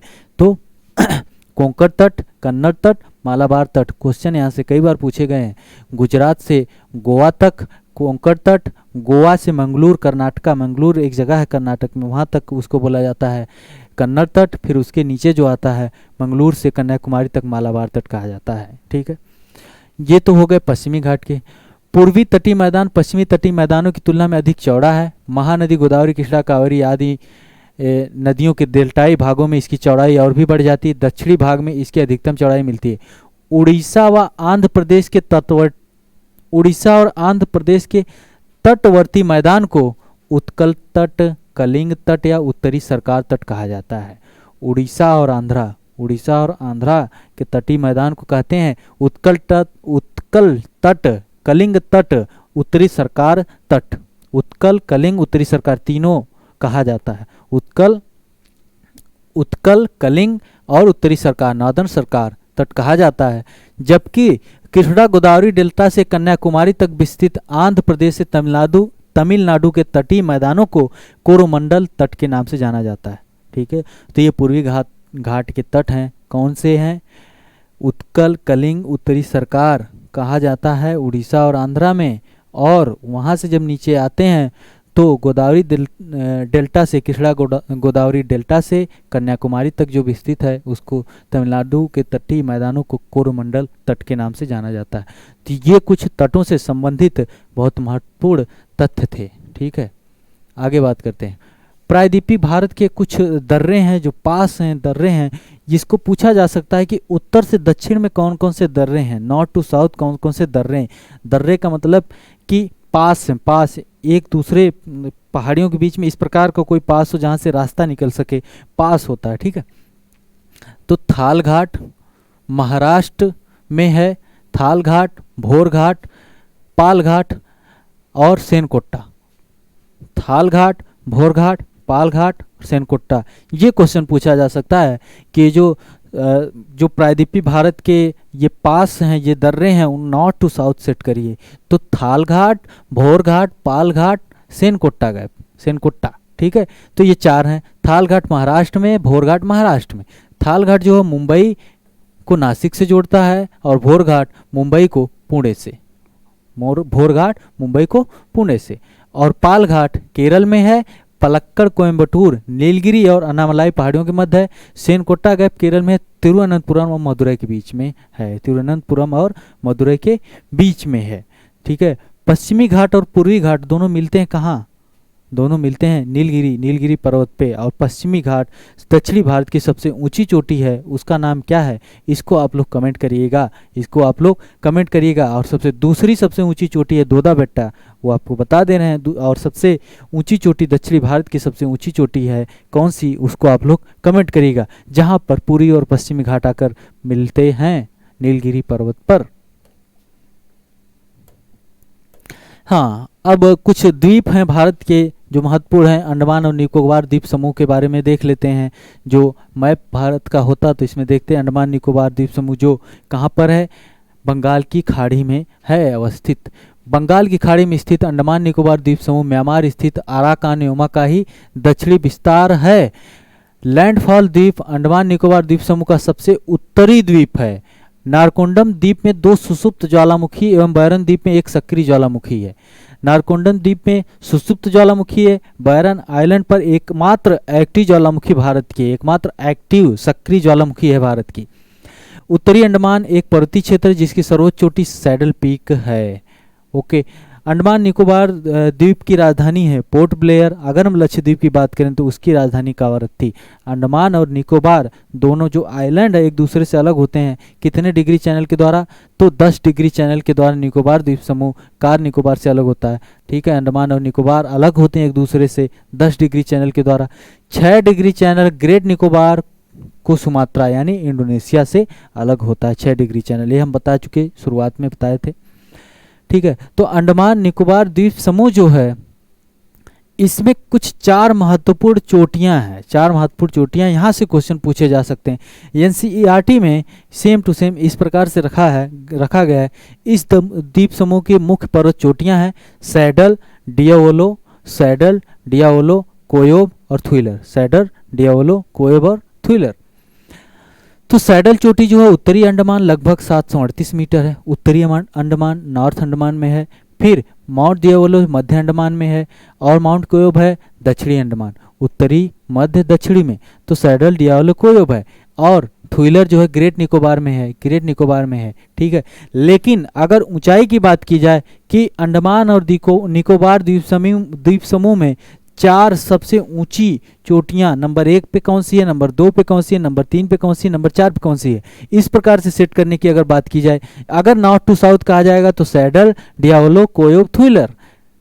Saddle, Diavolo, Koyob, थुइलर। लेकिन अगर हाइट ऊंचाई के आधार पे अगर पूछा जाएगा तो सबसे ऊंची सैडल है, उसके बाद दूसरे नंबर पे डियावोलो है, तीसरे नंबर पे सैडल है, फिर ये है थुइलर, फिर इधर आपकी डियावोलो है और ये कोयोब है चौथे नंबर पे है। ओके, याद रखिएगा saddle, Diavolo, Koyob, Thuillier north to south हैं। लेकिन हाइट की बात करेंगे तो नंबर 1 पे और नंबर 4, फिर नंबर 2, नंबर 3, इस प्रकार से करिएगा। ठीक है, तो अंडमान निकोबार द्वीप समूह अलग होता है 10 डिग्री चैनल के द्वारा एक दूसरे से। अंडमान निकोबार द्वीप समूह अलग होता है। ग्रेट निकोबार द्वीप है, उसी पर भारत का सबसे दक्षिणी बिंदु है इंदिरा पॉइंट, जिसको पिगमेलियन पॉइंट भी कहा जाता है, जो 6 डिग्री चैनल के द्वारा अलग होता है। ग्रेट निकोबार जो 6 डिग्री चैनल से अलग होता है, इंडोनेशिया के सुमात्रा आइलैंड से अलग होता है। ओके, तो ये अंडमान निकोबार द्वीप समूह की कुछ बातें हो गई।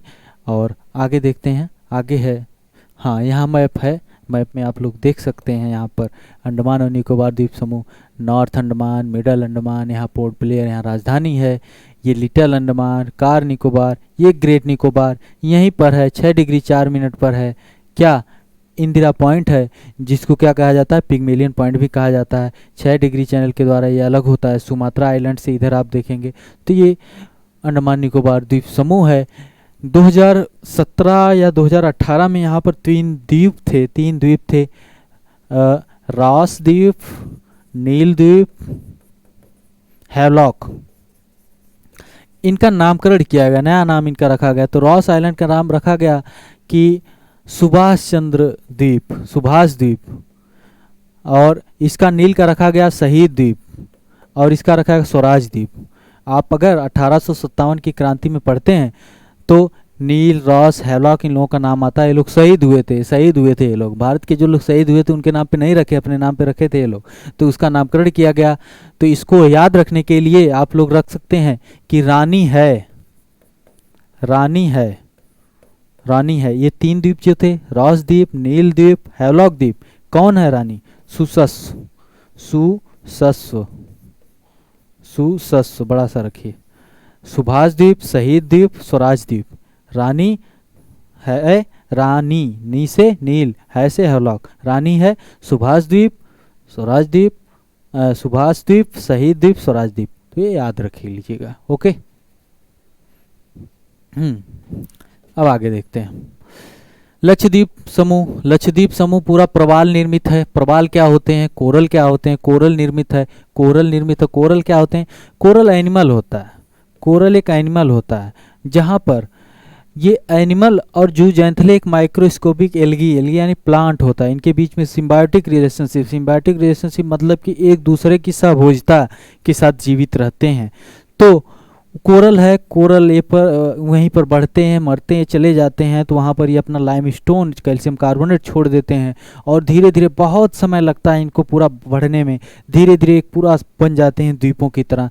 तो लक्षद्वीप समूह जो है वो पूरी तरह से कोरल द्वीप है, कोरल आइलैंड है। और सबसे बड़े कोरल की बात करें, प्रवाल भित्ति की बात करें, तो विश्व की सबसे बड़ी कहाँ पर है? यह ऑस्ट्रेलिया की है, ग्रेट बैरियर रीफ।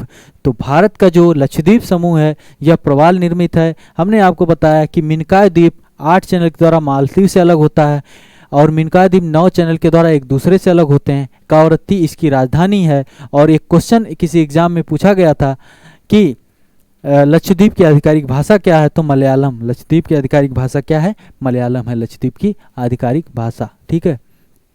एंड्रोट, ये है एंड्रोट जो है लक्षद्वीप का सबसे बड़ा द्वीप है, जबकि अमनदीवी लक्षद्वीप का सबसे बड़ा द्वीप समूह है। ओके, तो लक्षद्वीप जो किधर? अरब सागर में है, अंडमान निकोबार बंगाल खाड़ी में है, ये तो मत भूल जाइएगा। ओके, आगे बढ़ते हैं। हाँ, यहाँ पर आप लोग आसानी से ये लक्षद्वीप देख सकते हैं। यहाँ पर इंडियन ओशियन है, यहाँ लक्षद्वीप मिनकॉय 8 डिग्री चैनल के द्वारा ये मालदीव से अलग होता है। मालदीव मतलब यहाँ मालदीव है, किधर गया? हाँ, इधर मालदीव, इससे अलग होता है। ये लक्षद्वीप है पूरा। इधर आपका अंडमान है निकोबार, जिसकी राजधानी पोर्ट ब्लेयर है। ठीक है। तो भारत के 8 राज्य और 28 राज्य और 8 केंद्र शासित प्रदेश में ये सब केंद्र शासित प्रदेश हैं। ओके, एक केंद्र शासित प्रदेश है भारत का पुडुचेरी जो है कई जगह फैला हुआ है, कई जगह। ये यनम है, ये क्वेश्चन पूछा जा सकता है, यनम किस राज्य के अंदर ही है? तो यनम कहाँ है? आंध्र प्रदेश में। पुडुचेरी और कराईकल 4 जगह फैला हुआ। पुडुचेरी, कराईकल यह तमिलनाडु में, और माहे जो है केरला में है। माहे कहाँ पे है? केरला में। तो यनम आंध्रा में है, पुडुचेरी और कराईकल तमिलनाडु में, माहे जो है केरला में है, और चारों मिलके क्या बनाते हैं? पुडुचेरी केंद्र शासित प्रदेश बनाते हैं। उसी प्रकार से इधर एक अंडमान निकोबार आइलैंड है, लक्षद्वीप आइलैंड है, दादरा नगर हवेली दमन एंड दीव है। ऊपर आपको चंडीगढ़ दिखेगा, यहाँ पर दिल्ली दिखेगा। ठीक है, और यहाँ 2 और दिख रहे हैं। तो इस प्रकार से कुल 8 केंद्र शासित प्रदेश हैं भारत के। वो लक्षद्वीप आइलैंड आपको दिख रहा है, जिसकी राजधानी कावरत्ती है। ठीक है। अब भारत की नदियों की बात करते हैं हम लोग, भारत की नदी तंत्र की बात करते हैं। तो भारत में मुख्य रूप से 3 प्रकार की नदियां हैं। जैसे अभी हम देखते हैं कि सिंधु नदी तंत्र, गंगा नदी तंत्र, ब्रह्मपुत्रा नदी तंत्र। उत्तरी भारत की नदियों की बात करेंगे, सिंधु नदी तंत्र, गंगा नदी तंत्र, ब्रह्मपुत्रा नदी तंत्र। फिर प्रायद्वीपीय भारत की नदियाँ आ जाती हैं। प्रायद्वीपीय भारत की नदियों में बहुत सी नदियाँ हैं। कौन कौन सी नदियाँ हैं? जैसे एक सॉन्ग है कि हिंद देश के निवासी, गंगा यमुना ब्रह्मपुत्रा कृष्णा कावेरी, जाके मिल गई हैं सब कुछ सागर में एक हैं। उसी प्रकार से है गोदावरी है, महानदी है, कृष्णा, कावेरी, नर्मदा, ताप्ती, ये सब प्रायद्वीपीय भारत की नदियां हैं। कुछ इसमें नदियां जो है अरब सागर में अपना जल गिराती हैं, कुछ नदियां जो है वो अपना जल गिराती हैं बंगाल की खाड़ी में। गंगा हो गई, यमुना हो गई और ब्रह्मपुत्रा हो गई। तो इन सब नदियों को हम लोग देखते हैं। सिंधु नदी तंत्र को सबसे पहले देखते हैं। सिंधु नदी तंत्र के अंतर्गत 5 नदियां, पंचनद की बात होती है, झेलम, चेनाब, रावी, ब्यास, सतलज की बात होती है। सबसे पहले देखते हैं सिंधु नदी कहाँ से निकलती है। जो हमने बताया कि काराकोरम लद्दाख जास्कर जो ट्रांस हिमालय जो है उसी का एक काराकोरम का ही विस्तार है मानसरोवर झील, मानसरोवर लेक। सिंधु तिब्बत के मानसरोवर झील के निकट चेमा युंगडुंग ग्लेशियर से निकलती है। चेमा युंगडुंग ग्लेशियर से निकलती है सिंधु नदी। यह इतना लंबा विश्व की बड़ी नदियों में से एक है। भारत में इसकी लंबाई 1114 किलोमीटर है। भारत पाकिस्तान के बीच सिंधु जल समझौता 1960 में हुआ था। विश्व बैंक मीडिएटर था। झेलम चेनाब का केवल 20% जल भारत उपयोग कर सकता है, झेलम और चेनाब का, जबकि सतलज रावी के 80% जल का उपयोग भारत कर सकता है। झेलम चेनाब का जो कि 80% किसका कौन उपयोग कर सकता है? पाकिस्तान, 20% भारत, बाकी जो है रावी और सतलज। ब्यास तो भारत में ही खत्म हो जाती, ब्यास तो भारत में ही बस खत्म हो जाती। तो रावी और सतलज का 80% उपयोग भारत कर सकता है। ठीक है। ये सिंधु नदी की बाईं ओर से मिलने वाली नदियों में पंजाब के निकट पंचनद हैं, सतलज, ब्यास, रावी, चेनाब और झेलम सबसे प्रमुख है। 5 नदियां संयुक्त रूप से सिंधु नदी की मुख्य धारा से मीठानकोट के पास मिलती हैं। मीठानकोट कहाँ है? पाकिस्तान में है।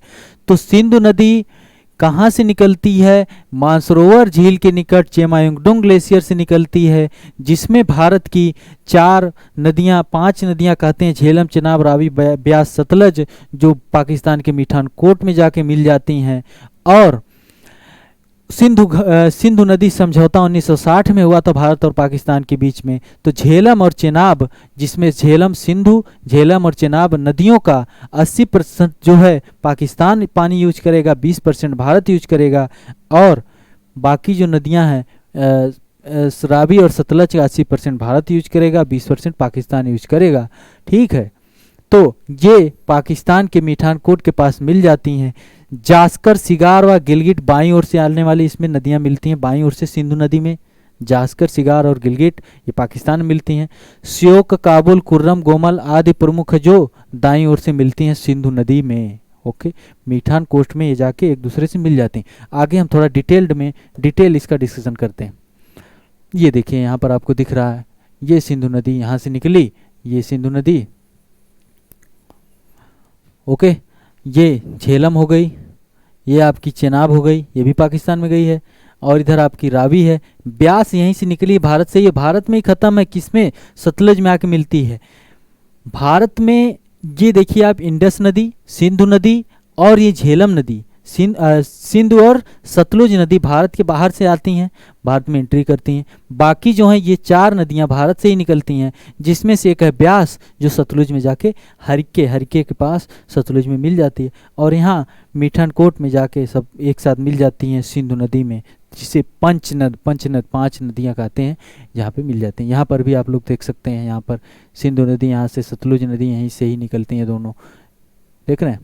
ये इंडस, झेलम, चिनाब, फिर आ जाती है आपकी ये रावी हो गई, ये हो गई सतलज। ठीक है। तो ये कुछ नदियां हैं जो सिंधु नदी तंत्र के अंतर्गत आती हैं। अब एक एक नदियों के बारे में थोड़ा देख लेते हैं। झेलम को कहा जाता है वितस्ता, बहुत पहले कहा जाता था प्राचीन काल में, वितस्ता, झेलम, वितस्ता।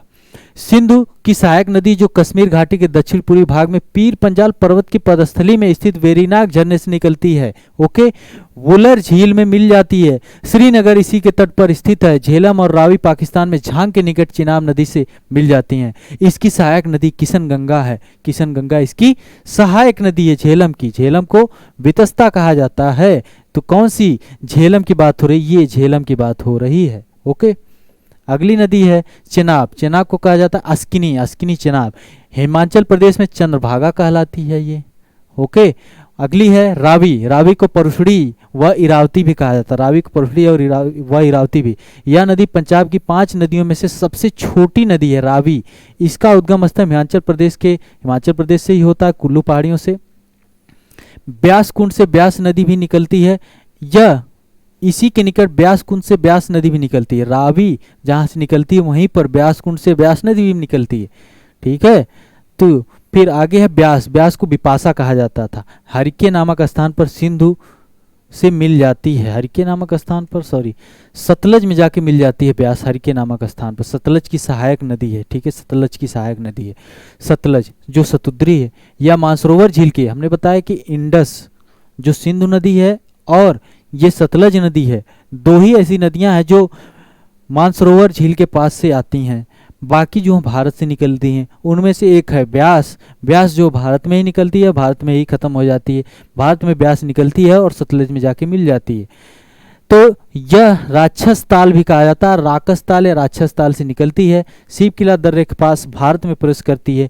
स्पीति नदी इसकी मुख्य सहायक नदी है। एकमात्र पूर्ववर्ती नदी जो हिमालय के तीनों भागों को काटती है। भाखड़ा नांगल बांध सतलज नदी पर ही बनाया गया है। ओके, तो ये थी झेलम, चिनाब, रावी, ब्यास, सतलज। अलग अलग उनका नाम भी है, इसको आप लोग स्क्रीनशॉट ले लीजिएगा। बात करते हैं गंगा नदी तंत्र की। गंगा नदी तंत्र की। ओके, गंगा नदी तंत्र। गंगा गंगोत्री उत्तराखंड में गंगोत्री हिमनद से निकलती है। तो विष्णु प्रयाग में ये क्वेश्चन पूछा जाएगा, पूछा भी गया, इसको देख लीजिएगा। विष्णु प्रयाग भारत की राष्ट्रीय नदी है गंगा। विष्णु प्रयाग में अलकनंदा में आकर धौली गंगा मिलती है। कर्णप्रयाग में अलकनंदा में आकर पिंडार मिलती है। रुद्रप्रयाग में अलकनंदा में आकर मिलती है मंदाकिनी। और देवप्रयाग में अलकनंदा में आकर मिलती है भागीरथी। देवप्रयाग में अलकनंदा में आकर मिलती है भागीरथी और दोनों की संयुक्त धारा बन जाती है गंगा। और जो उसके बाद भारत के राज्य उत्तर प्रदेश के जिले बिजनौर से एंट्री करती है उत्तर प्रदेश में और बलिया जनपद से इसका निकास होता है। उसके बाद बिहार में जाती है। बिहार के अलावा झारखंड में भी प्रवाहित होती है। फिर पश्चिम बंगाल में जाती है और बांग्लादेश में एंट्री कर जाती है, जहां पर उसका नाम परिवर्तित हो जाता है, नाम हो जाता है पद्मा। और पद्मा में आगे जाते ही उधर से ब्रह्मपुत्रा आती है, नॉर्थ ईस्ट से, आसाम से होते हुए। ब्रह्मपुत्रा को बांग्लादेश में कहा जाता है जमुना। पद्मा और जमुना की संयुक्त धारा को पद्मा कहा जाता है। फिर एक नदी मेघना आके मिलती है, संयुक्त धारा जाकर बंगाल की खाड़ी में अपने जल को गिरा देती है। तो गंगा नदी विष्णु प्रयाग में धौली गंगा में अलकनंदा में आकर धौली गंगा मिलती है, अलकनंदा के नाम से आगे बढ़ती है। कर्णप्रयाग में अलकनंदा में पिंडार आके मिलती है, अलकनंदा के नाम से फिर आगे बढ़ती है। रुद्रप्रयाग में मंदाकिनी और अलकनंदा मिलती हैं। फिर देवप्रयाग में भागीरथी और अलकनंदा मिलती है, संयुक्त धारा का नाम हो जाता है गंगा। फिर कहाँ से? उत्तराखंड से निकली, आई कहाँ? उत्तर प्रदेश के बिजनौर जिले से एंट्री ली, उत्तर प्रदेश बलिया जिले से निकली, पहुंच गई कहाँ? बिहार के सारण जिले में, छपरा सारण जिले में एंट्री कर गई और चली गई बिहार को दो बराबर भागों में। बिहार की राजधानी पटना से होते हुए चली जाती है। झारखंड में भी बहुत बॉर्डर साझा होती है झारखंड के साथ, सॉरी झारखंड है शायद, इसको देख लीजिएगा। और फिर पश्चिम बंगाल में होते हुए चली जाती है कहाँ? बांग्लादेश में एंट्री कर जाती है। और यहाँ से क्वेश्चन पूछे जाते हैं कि इसकी पश्चिम में लेफ्ट साइड से, बाएं साइड से कौन सी नदियाँ इसमें मिलती हैं, दाहिने साइड से कौन कौन सी नदियाँ मिलती हैं, तो ये थोड़ा सा देखा जाएगा। जैसे हम भारत की नदियों की बात कर रहे हैं तो अभी हम गंगा नदी की बात कर रहे हैं, उसके अलावा यमुना नदी भी है। ये देखिए यमुना नदी इसकी सहायक नदी है। गंगा यहाँ से निकली, हमने बताया देवप्रयाग में भागीरथी अलकनंदा मिली तो संयुक्त धारा गंगा हो गई। गंगा नदी की जो ट्रिब्यूटरी हैं, लेफ्ट बैंक ट्रिब्यूटरी हैं जो है गंगा की, तो रामगंगा, गोमती, घाघरा, गंडक, कोसी, महानंदा, सॉरी, एक सेकंड, रामगंगा, गोमती, घाघरा, गंडक, कोसी, महानंदा, ये बाएं साइड से गंगा मिलती हैं। और इधर से सबसे बड़ी जो है इसकी सहायक नदी है दाहिने साइड से आके मिलती है, वो यमुना है, जो प्रयागराज में आकर मिलती है। ओके, उसके बाद यहाँ पर आपको सोन नदी दिख रही है, सोन नदी आकर गंगा में मिल जाती है। फिर इनकी संयुक्त धारा इधर बिहार से होती हुई, झारखंड से होती हुई, पश्चिम बंगाल से होती हुई चली जाती है बांग्लादेश में। इधर से ब्रह्मपुत्रा नदी आती है, ब्रह्मपुत्रा और इसकी संयुक्त धारा कही जाती है पद्मा। आगे मेघना आके यहाँ से मिलती है तो ये मेघना हो जाती है और बंगाल की खाड़ी में अपने पानी को गिरा देती है। ओके, मैप मिल गया तो थोड़ा प्रायद्वीपीय भारत की नदियों की बात कर लें। हमने इधर आपको बता दिया था इंडस नदी के, ये जो सिंधु नदी तंत्र आपको बताया जा चुका है, गंगा नदी तंत्र हो गया। ब्रह्मपुत्रा की बात करते हैं। ब्रह्मपुत्रा नदी यहाँ मानसरोवर झील से निकलती है और तिब्बत में इसको कहा जाता है क्या, तिब्बत में इसका नाम है सांगपो, द प्यूरीफायर, शुद्ध करने वाला, सांगपो नाम है, ठीक है, ब्रह्मपुत्रा का। भारत के पश्चिम अरुणाचल प्रदेश एंट्री करती है और आसाम होते हुए ये चली जाती है बांग्लादेश में, ठीक है, बांग्लादेश में। और यहाँ बांग्लादेश में एंट्री करती तो इसका नाम जमुना हो जाता है। और इधर से गंगा आती है जिसका नाम पद्मा हो जाता है, दोनों मिलती हैं तो आगे बढ़ जाती है पद्मा के नाम से। फिर मेघना मिलती है तो मेघना निकल जाती है इधर। ओके, प्रायद्वीपीय भारत की नदियों की बात करें तो यहाँ महानदी निकलती है छत्तीसगढ़ से और चली जाती है उड़ीसा होते हुए, कहाँ चली जाती है, ये बंगाल की खाड़ी में। यहाँ आपको गोदावरी दिख रही है, गोदावरी यहाँ से निकलती है नासिक के पास से, ये चली गई बंगाल खाड़ी में। यहाँ कृष्णा है, कृष्णा नदी, फिर यहाँ कावेरी नदी है। अभी हम थोड़ा इसको डिटेल में देखेंगे। यहाँ आपको दिखेगा पश्चिमी, ये अरेबियन सी में जो प्रवाहित होती है, नर्मदा हो गई, ताप्ती हो गई, साबरमती हो गई, माही हो गई, ये सब नदियाँ हैं। अभी हम लोग थोड़ा देखते हैं, आगे बढ़ते हैं, चलिए। गंगा नदी तंत्र हमने बता ही दिया। हाँ, पुनपुन, टोंस जैसी छोटी नदियां भी दाहिनी ओर से इसमें मिलती हैं। गंगा के बाएं तट की मुख्य सहायक नदियों पश्चिम से पूर्व इस प्रकार के रामगंगा, गोमती, घाघरा, गंडक, कोसी, बूढ़ी गंडक, बागमती तथा महानंदा। बाएं साइड से, ऐसे ना, बाएं साइड से जिधर प्रवाहित होता है उसके बाएं साइड से, तो रामगंगा, गोमती, घाघरा, गंडक, कोसी, बूढ़ी गंडक, बागमती, महानंदा। और दाहिने साइड से मिलने वाली कुछ यमुना हो गई, सोन हो गई, ये सब नदियां हैं। गंगा ब्रह्मपुत्र का डेल्टा विश्व का सबसे बड़ा डेल्टा माना जाता है, जिसका विस्तार हुगली और मेघना नदियों के बीच में है। डेल्टा का समुद्री भाग घने वनों से ढका है। सुंदरी वृक्ष की अधिकता से यह सुंदर वन कहलाता है। तो ये गंगा नदी की बात हो गई। इसकी सहायक नदियां, रामगंगा कन्नौज के पास आकर मिलती है गंगा में। शारदा नदी, सरयू नदी, यह नेपाल हिमालय में स्थित मिलान हिमनद से, याद रखिएगा, मिलान ग्लेशियर से निकलती है। शारदा सरयू नदी से गोरी गंगा नाम से निकलती है, जो भारत नेपाल सीमा पर काली नदी के नाम से जानी जाती है। उत्तर प्रदेश के बाराबंकी जिले में जब यह घाघरा नदी में मिलती है तो इसे चौक के नाम से भी जाना जाता है। तो शारदा या सरयू नदी इसको कहा जाता है, यही जो है घाघरा नदी है। ओके, गंडक नदी यह धौलागिरी व एवरेस्ट पर्वत के मध्य हिमालय से निकलती है। यह नेपाल के मध्य भाग का जल बहा कर लाती है, जो बिहार के चंपारण जिले में गंगा के मैदान में प्रवेश करती है एवं पटना के निकट सोनपुर में गंगा मिल जाती है। कोसी नदी को बिहार का शोक कहा जाता है, बिहार का शोक, क्योंकि प्रतिवर्ष बिहार में यह बाढ़ जैसी स्थिति उत्पन्न हो जाती है कोसी नदी की वजह से। इसको कोसते हैं लोग, ठीक है, इसी को कोसते हैं, इसलिए इसका नाम ही कोसी हो गया कि इसी नदी की वजह से हम लोग हमेशा बाढ़ से ग्रसित हो जाते हैं। इसमें कई नदियां हैं इसकी, जैसे कि अरुण नदी हो गई, सुन कोसी तथा तुमूर कोसी, इस प्रकार की कुछ नदियां हैं इसमें आकर मिल जाती है, सप्त कोसी। तो ये कोसी नदी। महानंदा मिलती है। केन कड़वती नदी मध्य प्रदेश सतना जिले से निकलती है, कैमूर की पहाड़ियों से निकलती है तथा बांदा के निकट यमुना मिल जाती है। ओके, एक सेकंड, सॉरी। हाँ, सोन नदी, यह भी दाहिने साइड से आकर गंगा मिलती है। अमरकंटक के पठार से निकलती है। दामोदर नदी छोटा नागपुर पठार से निकलती है। बहुत पहले इसमें अचानक बाढ़ आ जाया करती थी, बाढ़ वगैरह वाली स्थिति इसमें आ जाती थी, जिसके कारण इसे बंगाल का शोक कहा जाता था। किसको? इसी को, सॉरी एक सेकेंड, हाँ, यमुना। अब देखते हैं, दामोदर नदी हो गई, छोटा नागपुर पठार से निकलती है। यमुना नदी की बात करते हैं। यमुना नदी यमुनोत्री हिमनद से निकलती है जो दाहिने साइड से गंगा मिलती है प्रयागराज में, सहारनपुर जनपद से आती है, दिल्ली होते हुए आती है। आपके लिए क्वेश्चन है, आप लोग बताइएगा कि यमुना नदी कितने राज्यों में होकर कितने राज्यों से होकर प्रवाहित होती है, कितने राज्यों से होकर प्रवाहित होती है यमुना नदी। ओके, यह गंगा की सबसे लंबी और दाहिने साइड से आकर गंगा मिलती है प्रयागराज में। यह गंगा के समानांतर प्रवाहित होती हुई प्रयागराज में आकर मिल जाती है। इसकी कुछ नदियां हैं जो सहायक नदियां हैं, जैसे बाएं साइड की बात करें और दाहिने साइड की, तो दाहिने साइड से चंबल, बेतवा, केन, सोन ये नदियां हैं। हिंडन, वरना, सिंगार और हिंडन, वरना, रिंद, सिंगार ये सब नदियां इसकी लेफ्ट साइड की सहायक नदियां हैं। ओके, तो ये यमुना नदी के बारे में बातें हो गई। चंबल नदी की बात करें, चंबल का बीहड़ बहुत फेमस था। पान सिंह तोमर, आप मूवी देखे होंगे पान सिंह तोमर, ठीक है, तो उसमें चंबल के बीहड़ को बहुत अच्छे तरीके से दिखाया गया है। ओके, चंबल नदी मालवा पठार से निकलती है, मध्य प्रदेश के महू के समीप स्थित मालवा पठार से निकलती है, जो पहले उत्तर दिशा में राजस्थान के कोटा तक, ठीक है, इटावा के समीप यमुना में मिल जाती है। यमुना की सहायक नदी है चंबल नदी। राजस्थान की एकमात्र सदानीरा नदी है। सदानीरा हमेशा पानी जिसमें रहता है। उत्तर भारत की नदियां जो हिमालय से निकलती हैं वह सदानीरा नदियां कही जाती हैं, क्योंकि हमेशा उनमें पानी रहता है।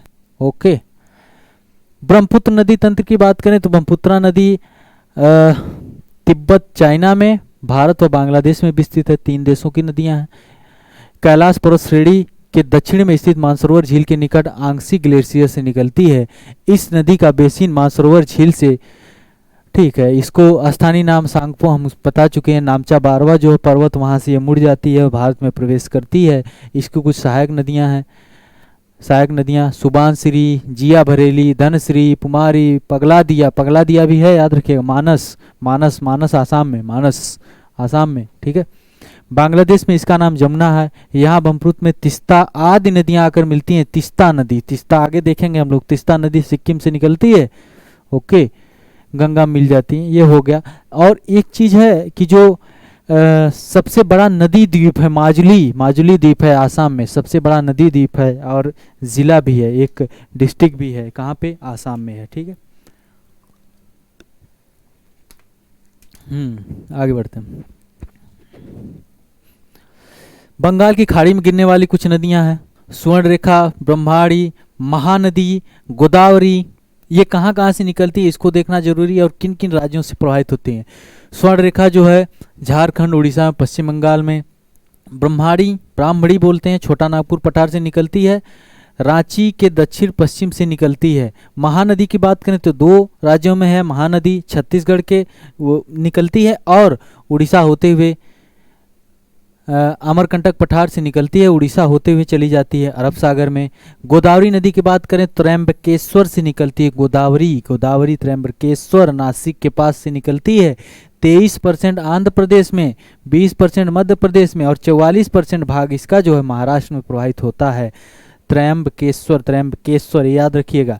इसकी कुछ सहायक नदियां हैं। क्वेश्चन पूछा जा सकता है कि किसकी, गोदावरी की कौन कौन सी सहायक नदियां हैं, तो है प्राणहिता, पूर्णा, पेनगंगा, वर्धा, वेनगंगा, इंद्रावती और मंजीरा इसकी सहायक नदियां हैं। ओके, गोदावरी के याद रखिए। त्र्यंबकेश्वर से निकलती है। कौन कौन से राज्यों में? 44% महाराष्ट्र में, 23% आंध्र प्रदेश में, 20% मध्य प्रदेश में। ओके, आगे देखते हैं।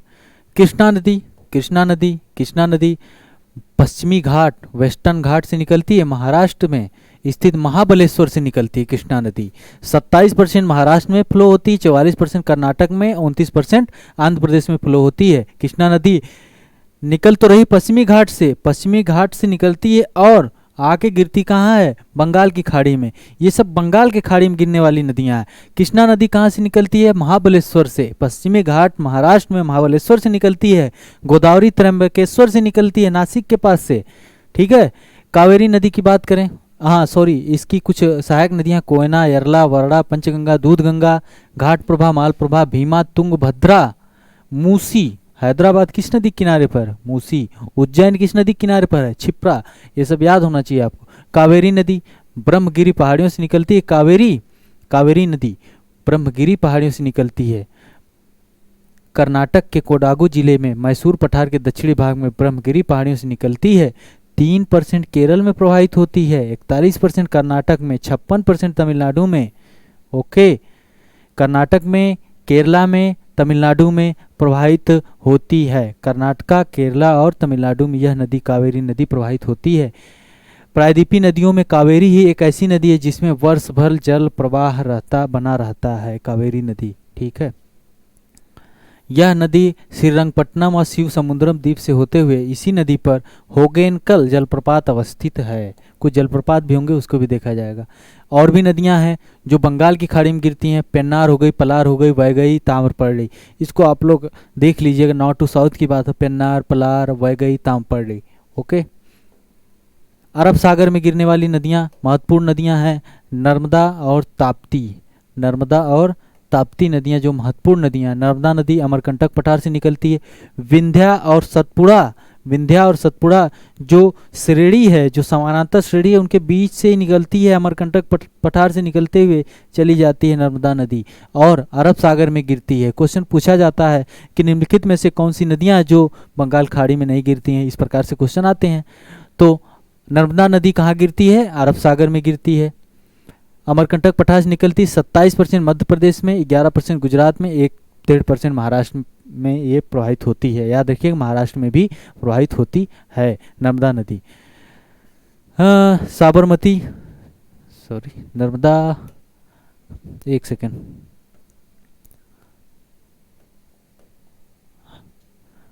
भ्रंश घाटी में प्रवाहित होने के बाद कारण अवसाद का अभाव है, इसलिए ओके ठीक है।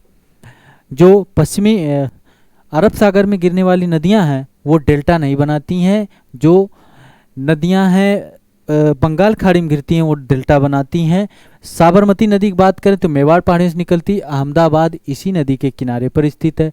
माही नदी की बात करें, माही ऐसी नदी है जो ट्रॉपिक ऑफ कैंसर कर्क रेखा को 2 बार काटती है, कर्क रेखा को 2 बार काटती है। आप देख लीजिएगा लिम्पोपो नदी किस देश में है जो मकर रेखा को 2 बार काटती है। ठीक है, मध्य प्रदेश, राजस्थान और गुजरात में फैली है माही नदी। लूनी नदी की बात करें तो लूनी नदी का उद्गम होता है पुष्कर झील से।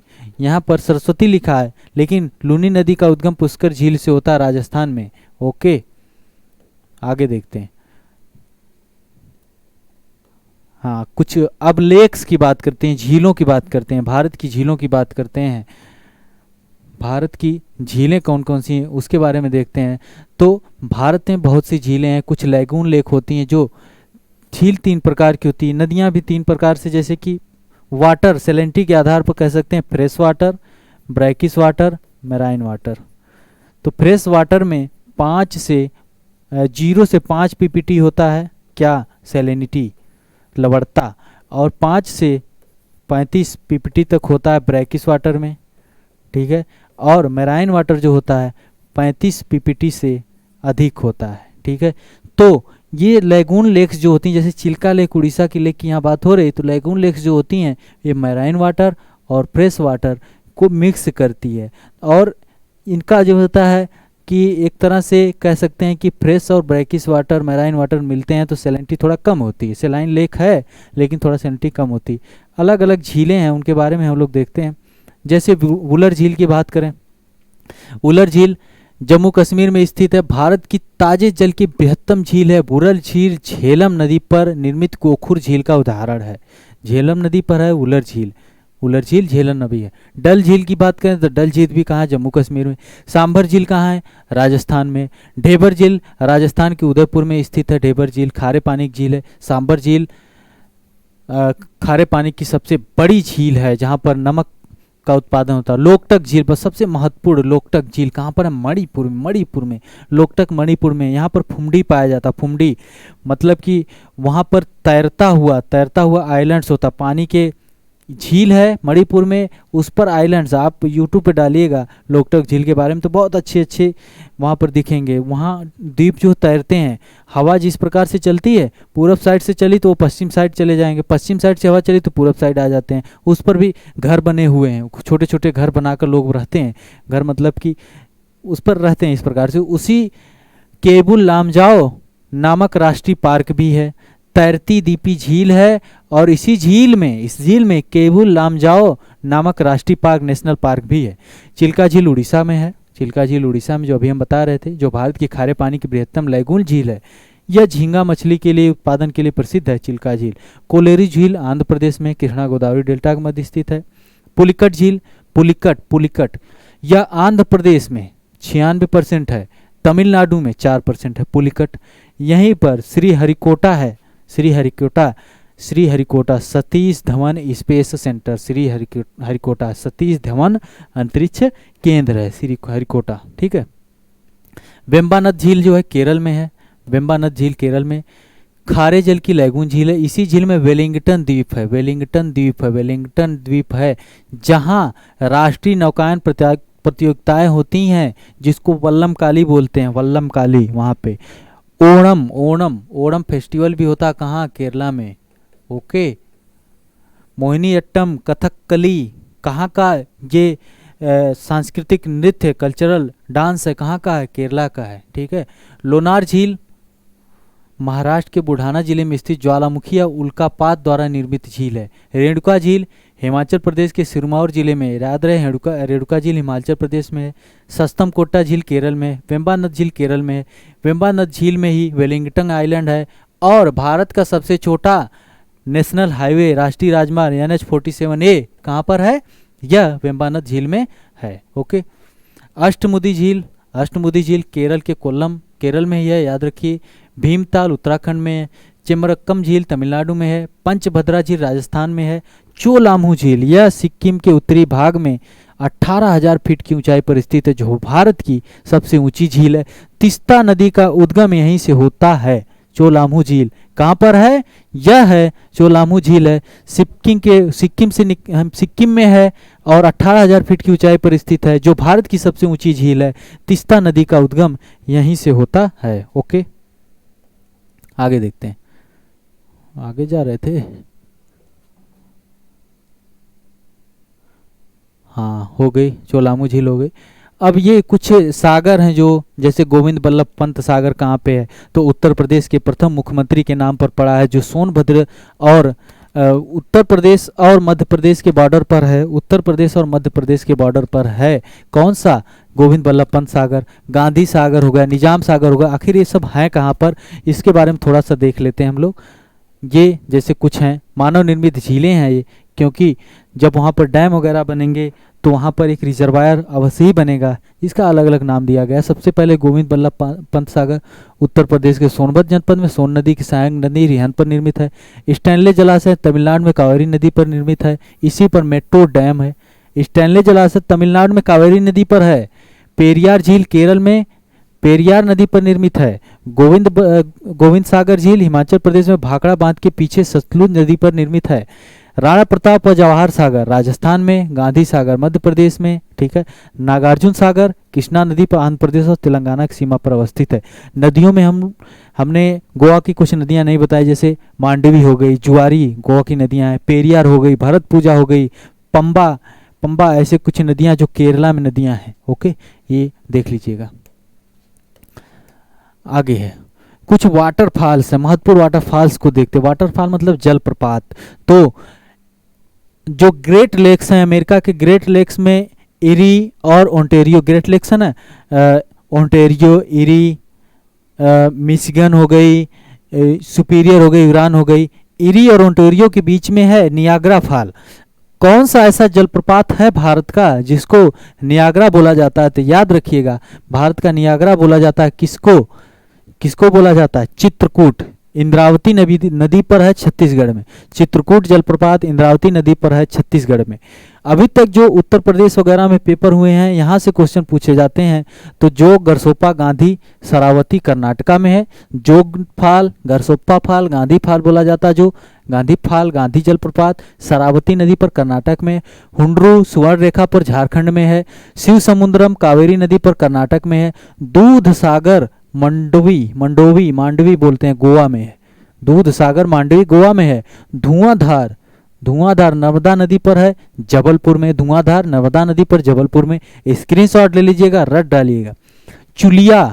चुलिया और पुनसा जलप्रपात चंबल नदी पर राजस्थान में है। कपिल धारा नर्मदा नदी पर मध्य प्रदेश में है। चित्रकूट इंद्रावती छत्तीसगढ़ में, जिसको नियाग्रा ऑफ इंडिया बोला जाता है। इरी और ओंटारियो जो ग्रेट लेक्स हैं, जिसके बीच में नियाग्रा जलप्रपात है, ये अमेरिका की जो झीलें हैं, तो उसी के मतलब ये नियाग्रा चित्रकूट को नियाग्रा जलप्रपात कहा जाता है। कुंचिकल जो है वाराही नदी पर कर्नाटक में भारत का हाईएस्ट सबसे ऊंचा जलप्रपात बोला जाता है। आयोग उत्तर प्रदेश लोकसभा आयोग इसी को सही मानता है। गौतम धारा, सादनी, दासम, काकोलत ये अलग अलग नदियां हैं, यहाँ पर सभी झारखंड में है। गोकक जलप्रपात कर्नाटका में है। लैंसिंग, नोह काली खई मेघालय में। लैंसिंग और नोह काली खई कहाँ पर है? मेघालय में। लैंसिंग और नोह काली खई कहाँ पर है? मेघालय में। तो ये कुछ जलप्रपात थे। ओके, भारत के कुछ नेचुरल वेजिटेशन की बात कर लेते हैं। तो नेचुरल वेजिटेशन में कौन किस प्रकार के वन पाए जाते हैं? जैसे सदाबहार वन हो गए, पर्णपाती वन हो गए। तो बहुत जल्दी में देखते हैं अब थोड़ा सा। जैसे उष्णकटिबंधीय सदाबहार एवं अर्ध सदाबहार वन पश्चिमी घाट की पश्चिमी ढाल पर, उत्तर पूर्वी क्षेत्र की पहाड़ियों पर, नॉर्थ ईस्टर्न पहाड़ियों पर, पश्चिमी घाट के पश्चिमी पहाड़ ढाल पर अंडमान और निकोबार द्वीप समूह में पाए जाते हैं। उष्णकटिबंधीय सदाबहार एवं अर्ध सदाबहार, ट्रॉपिकल इवरग्रीन और सेमी इवरग्रीन। ट्रॉपिकल इवरग्रीन हमेशा हरे भरे रहते हैं, ठीक है, पतझड़ नहीं होता है इनमें, ठीक है। इनकी मतलब कैरेक्टरिस्टिक क्या होती है, क्यों इस प्रकार से होते हैं? इनको 200 सेंटीमीटर से अधिक की वर्षा की जरूरत होती है। औसत वार्षिक तापमान 22 डिग्री सेल्सियस। 200 सेंटीग्रेड वर्षा, तापमान औसत 22 डिग्री सेल्सियस। भूमि के नज़दीक झाड़ियां और बेलें इसमें होती हैं। इनके ऊपर छोटे कद वाले पेड़ और सबसे ऊपर लंबे पेड़ होते हैं। लंबाई 60 मीटर से भी ऊंचे होते हैं। वर्ष भर हरे दिखाई देते हैं। इसकी कुछ वैरायटी है, रोजवुड, महोगनी, एनी और इबोनी। रोजवुड, महोगनी, एनी और इबोनी। तो ट्रॉपिकल इवरग्रीन और सेमी इवरग्रीन के लिए क्या जरूरत होती है? ट्रॉपिकल इवरग्रीन जो होते हैं 200 सेंटीमीटर वर्षा, 22 डिग्री सेल्सियस तापमान, ये इनकी पत्तियां कभी नहीं झड़ते हैं, हमेशा सदाबहार रहते हैं। ओके, अर्ध सदाबहार की बात करें तो यहाँ पर 200 सेंटीमीटर वर्षा थी, तो अपेक्षाकृत कम वर्षा वाले भागों में पाए जाते हैं। एवं सदाबहार और आर्द्र पर्णपाती वनों में के मिश्रित रूप हैं। सदाबहार भी होते हैं, कुछ ऐसे होते हैं जिनकी पत्तियां झड़ भी जाती हैं, ठीक है। तो इसमें साइडर, होलाक और केल ये कुछ वैरायटीज हैं इसकी। तो ट्रॉपिकल इवरग्रीन फॉरेस्ट मुख्य रूप से कहाँ पाए जाते हैं? पश्चिमी घाट में, नॉर्थ ईस्टर्न उत्तर पूर्वी क्षेत्र की पहाड़ियों पर और अंडमान और निकोबार द्वीप समूह में पाए जाते हैं। ये सब एनसीईआरटी से उठाया गया है। उष्णकटिबंधीय पर्णपाती वन मतलब डेसिडुअस फॉरेस्ट, उष्णकटिबंधीय पर्णपाती वन, इनको मानसून वन भी कहा जाता है। वार्षिक वर्षा 70 से 200 सेंटीमीटर की जरूरत होती है। याद है, मानसून वन कहते हैं और वार्षिक वर्षा 70 से 200 सेंटीमीटर। आर्द्र पर्णपाती सेमी डेसिडुअस की बात करें तो 100 से 200 सेंटीमीटर, 100 से 200 सेंटीमीटर वर्षा। और नहीं, हाँ, सागवन, साल, शीशम। क्वेश्चन 2015 आईएएस में पूछा गया, टीक, सागवन किस प्रकार के वन में के अंतर्गत आता है? तो उष्णकटिबंधीय पर्णपाती जिसकी पत्तियां झड़ जाती हैं, ठीक है, तो उसके अंतर्गत आते हैं, डेसिडुअस फॉरेस्ट के अंतर्गत आते हैं। हुर्रा, महुआ, आंवला, सेमल, कुसुम और चंदन। और शुष्क पर्णपाती 70 से 100 सेंटीमीटर वर्षा वाले में पाए जाते हैं। 100 से 200 में आर्द्र पर्णपाती पाए जाते हैं। अधिक वर्षा वाले भागों उत्तर प्रदेश, बिहार, शुष्क ऋतु शुरू होते ही इन पेड़ों के पत्ते झड़ जाते हैं और घास के मैदान में नग्न पेड़ खड़े रहते हैं। तेंदु, पलाश, अमलतास, बेल, खैर और एक्सेलूड कुछ इसकी वैरायटीज हैं। ये महत्वपूर्ण चीज़ों को ही यहाँ पर टिक किया गया। कांटेदार वन, उष्णकटिबंधीय कांटेदार वन, 50 सेंटीमीटर से कम वर्षा होगी। घास और झाड़ियाँ शामिल है इसमें। दक्षिण पश्चिमी पंजाब, हरियाणा, जहाँ कम बारिश जहाँ पे होती है वहाँ पर ये पाए जाते हैं। वर्ष भर पड़ रहित होते हैं, पत्तियाँ गिरी ही रहती हैं बेचारों की। बबूल हो गया, बेर हो गया, खजूर हो गया, खैर हो गया, नीम हो गया, खेजड़ी हो गया, पलाश हो गया, ये इसके अंतर्गत आते हैं। ओके, पर्वतीय वन जो होते हैं, पर्वतीय वन में उत्तरी पर्वतीय वन होते हैं और दक्षिणी पर्वतीय, उत्तरी पर्वतीय वन, दक्षिणी पर्वतीय वन। इसमें कौन किस प्रकार के वन होते हैं? चौड़े पत्ते वाले, ओक और चेस्टनट। याद रखिएगा वैरायटीज कौन सी हैं? ओक और चेस्टनट, चीड़ हो गया, देवदार, चिनार, बालन। और दक्षिणी की बात करते हैं, हाँ, एक चीज ये देखिए, ऋतु प्रवास करने वाले समुदाय जैसे सॉरी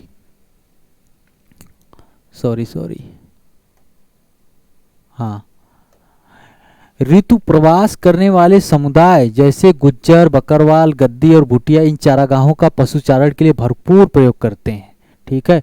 तो ये पर्वतीय वनों में हो जाते, जैसे हमने बताया था, बग्याल, मर्ग, गुलमर्ग वगैरह हम बता चुके हैं पीछे। ओके, तो दक्षिण पर्वतीय वन में पश्चिमी घाट में, विंध्याचल और नीलगिरी पर्वत श्रृंखलाओं में, नीलगिरी, अनामलाई और पलानी पहाड़ियों पर पाए जाने वाले शीतोष्ण कटिबंधीय वनों को सोलास कहा जाता है।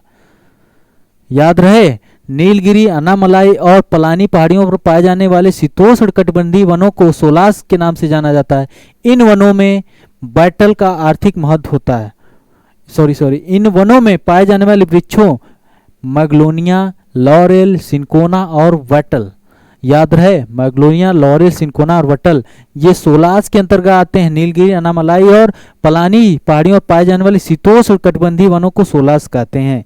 मैग्नोलिया, लॉरेल, सिनकोना और वैटल, याद रहे ये दक्षिणी पर्वतीय वन के अंतर्गत आते हैं। ओके,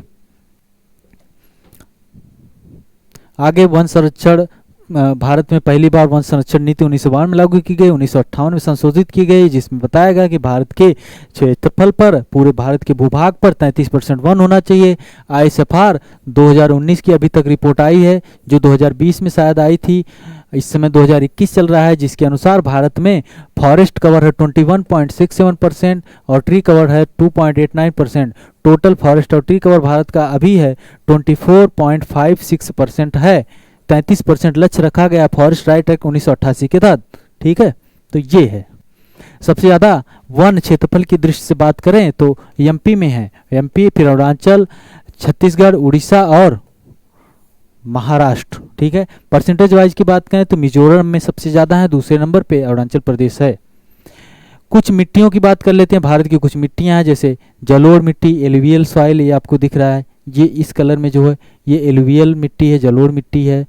ठीक है, इधर है red and yellow soil, red soil है, रेड मिट्टी है। कुछ इस प्रकार की मिट्टियाँ, कुछ याद रखिएगा, अबरलास,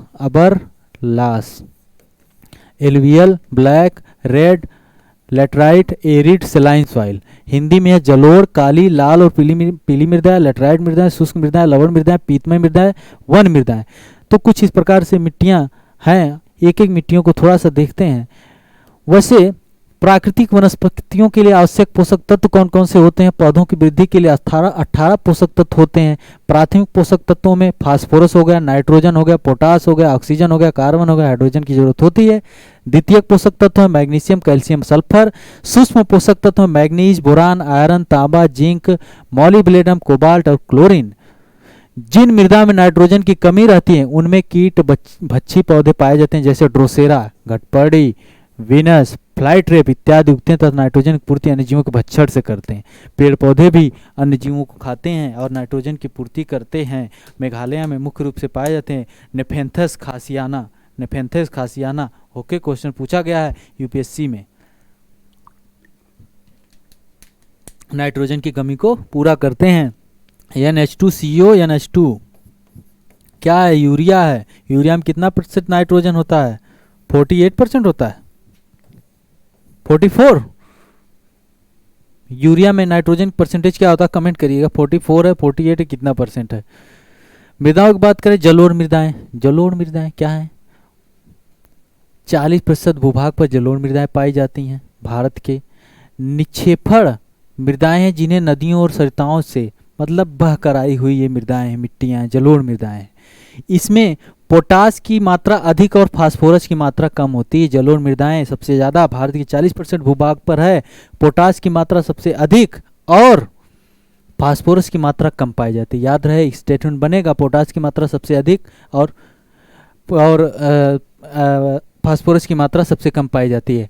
तो यूरिया में पाया जाता है 46% क्या होता है? नाइट्रोजन। याद रहे, जलोढ़ मृदाओं में 40% भारत के भूभाग पर 40% भूभाग पर जलोढ़ मृदाएं एलुवियल सॉइल्स पाई जाती हैं, जिनमें पोटास की मात्रा सर्वाधिक होती है और फास्फोरस की मात्रा कम होती है। जो एक होती है खादर और एक होती है बांगर। खादर जो होती है प्रतिवर्ष बाढ़ों के द्वारा निक्षेपित होने वाली नई जलोढ़क मृदा है। खादर नई वाली होती है, अब बांगर जो होती है पुरानी वाली होती है। खादर नई वाली होती, का के बाद खा आता है, अब ब आता है बहुत बाद में। ठीक है, तो ख जो होता है नया है, अभी नया है। ब है तो बांगर। ठीक है, तो खादर जो होती है नई है, बांगर बहुत पुरानी होती है। ठीक है, जिसका जमाव बाढ़कृत मैदानों से दूर होता है। खादर और बांगर मृदाओं में कैल्शियमी संग्रहण अर्थात कंकड़ पाए जाते हैं। कंकड़ीली पथरीली मिट्टी है। ओके, ठीक है। पश्चिम से पूर्व की ओर इनमें बालू की मात्रा घटती जाती है। पश्चिम से पूर्व की ओर इनमें बालू की मात्रा घटती जाती है। याद रहे 40% भारत के भूभाग पर जलोढ़ मिट्टी पाई जाती है, जिसमें पोटास की मात्रा अधिक होती है और फास्फोरस की मात्रा कम होती है। जो नई होती है मृदा उसको खादर कहते हैं और पुरानी जो होती है उसको बांगर कहा जाता है। इसमें कंकड़ पाए जाते हैं। ओके, काली मृदाएं, ब्लैक सॉइल की बात करें, ब्लैक सॉइल की बात करें तो ब्लैक सॉइल जो होती है महाराष्ट्र के कुछ भाग, गुजरात, आंध्र प्रदेश, तमिलनाडु कुछ भाग शामिल। हमने बताया था दक्कन के पठार के अधिकतर भाग पर पाई जाती है। इसको रेगुर मिट्टी भी कहते हैं, कपास की खेती वाली मिट्टी कहते हैं। रेगुर मिट्टी भी कहते हैं, कपास की खेती वाली मिट्टी कहते हैं। ये मृदाएं गीले होने पर फूल जाती हैं और चिपचिपी हो जाती हैं, सूखने पर सिकुड़ जाती हैं। इनमें चौड़ी दरारें पड़ जाती हैं। स्वतः जुताई, मतलब ऐसा लगता है कि सेल्फ प्लगिंग हो गई, खुद ही अपने आप जुताई, इतना क्रैक्स ऐसे क्रैक्स हो जाता है इस प्रकार से। ठीक है, नमी के धीमे अवशोषण और नमी के क्षय की इस विशेषता कारण काली मृदा में एक लंबी अवधि तक नमी बनी रहती है। याद रहे सबसे ज़्यादा नमी, एक लंबे समय तक नमी बनी रहती है। इसके कारण फसलों को, विशेष रूप से वर्षाधीन फसलों को शुष्क ऋतु में भी नमी मिलती रहती है और वे फलती फूलती रहती हैं। तो कपास की खेती के लिए ब्लैक सॉइल, जिसको रेगुर मृदा भी कहते हैं, कपास खेती के लिए बहुत महत्वपूर्ण है। इसको सेल्फ प्लगिंग जैसी स्थिति आ जाती है, नमी रिटेन रहती है बहुत ज़्यादा समय तक इसमें। ओके, याद रहे। रासायनिक दृष्टि से काली मृदाओं में चूने, लौह, मैग्नीशिया और एल्यूमिना के तत्व काफ़ी मात्रा में पाए जाते हैं। इनमें पोटास की मात्रा भी पाई जाती है, लेकिन फास्फोरस, नाइट्रोजन और जैव पदार्थों की कमी होती है। फास्फोरस, नाइट्रोजन और जैव पदार्थों की कमी होती है। ओके, तो ये काली मृदा की बातें हो गई। याद रखिए केगुर मिट्टी, रेगुर मिट्टी भी कहते हैं, कपास वाली मिट्टी भी कहते हैं। ये मृदाएं गीले होने पर फूल जाती हैं, चिपचिपी हो जाती हैं, जौहरी दरारें इन्हीं में पड़ती हैं, सेल्फ प्लगिंग वाली स्थिति इन्हीं में होती है और जब सबसे ज़्यादा समय तक नमी रिटेन यही मृदाएं कर पाती हैं। ओके, आगे चलते हैं। रेड या पीली मिट्टी करें की बात करें, दक्कन के पठार के पूर्वी तथा दक्षिण भाग में कम वर्षा वाले उन क्षेत्रों में हुआ है इनका विकास। पश्चिमी घाट के गिरिपथ क्षेत्र की एक लंबी पट्टी में लाल दुमटी मृदा पाई जाती है। पीली और लाल मृदाएं उड़ीसा तथा छत्तीसगढ़ के कुछ भागों और मध्य गंगा के मैदान के दक्षिणी भागों में पाई जाती हैं। इस मृदा का लाल रंग रवेदार तथा कांतिरी चट्टानों में लोहे के व्यापक विसरण के कारण होता है। जल योजित होने के कारण यह पीली दिखाई पड़ती है, जल का संग्रहण होता है। तो नाइट्रोजन, फास्फोरस, ह्यूमस की कमी पाई जाती है। नाइट्रोजन, फास्फोरस और ह्यूमस की कमी पाई जाती है लाल और इस मृदा में।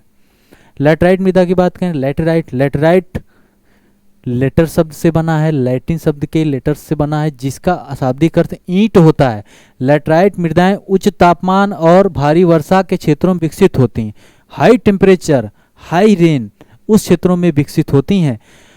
उष्णकटिबंधीय वर्षा के कारण हुए तीव्र निक्षालन का परिणाम है। वर्षा के साथ चूना और सिलिका दो निक्षालित हो जाते हैं। लोहे के ऑक्साइड और एल्यूमिनियम के यौगिक से भरपूर मृदाएं शेष रह जाती हैं। मतलब बारिश होती है तो चूना और सिलिका तो बह जाते हैं, लोहे के ऑक्साइड और एल्यूमिनियम के यौगिक भरपूर मात्रा में शेष बचे रहते हैं। उच्च तापमानों में आसानी से पकने वाले जीवाणु ह्यूमस की मात्रा को तेजी से नष्ट कर देते हैं। इन मृदाओं में जैव पदार्थ नाइट्रोजन, फास्फेट और कैल्शियम की कमी होती है तथा लौह ऑक्साइड और पोटास की अधिकता होती है। बताएं, लेटर से बना है, ईंट भी कहा जाता है, ईंट है। हाई टेम्परेचर, हाई रेनफॉल वाले क्षेत्रों में ये पाई जाती है। इसमें चूना और सिलिका निक्षालित बह के चले जाते हैं तो बचता है लोहे का ऑक्साइड और एल्यूमिनियम के यौगिक बचते हैं। तो नाइट्रोजन, फास्फेट को कैल्शियम की कमी होगी ही, सब तो बह गया, तो बचा क्या? सिलिका बचा, लोहे का ऑक्साइड और एल्यूमिनियम बचा। लौह ऑक्साइड और पोटास की अधिकता होती है। इनमें खेती करने के लिए उर्वरकों की सबसे ज़्यादा मात्रा चाहिए होती है। काजू वगैरह की खेती इसमें होती है। तमिलनाडु, आंध्र प्रदेश और केरल में काजू की खेती इसमें होती है।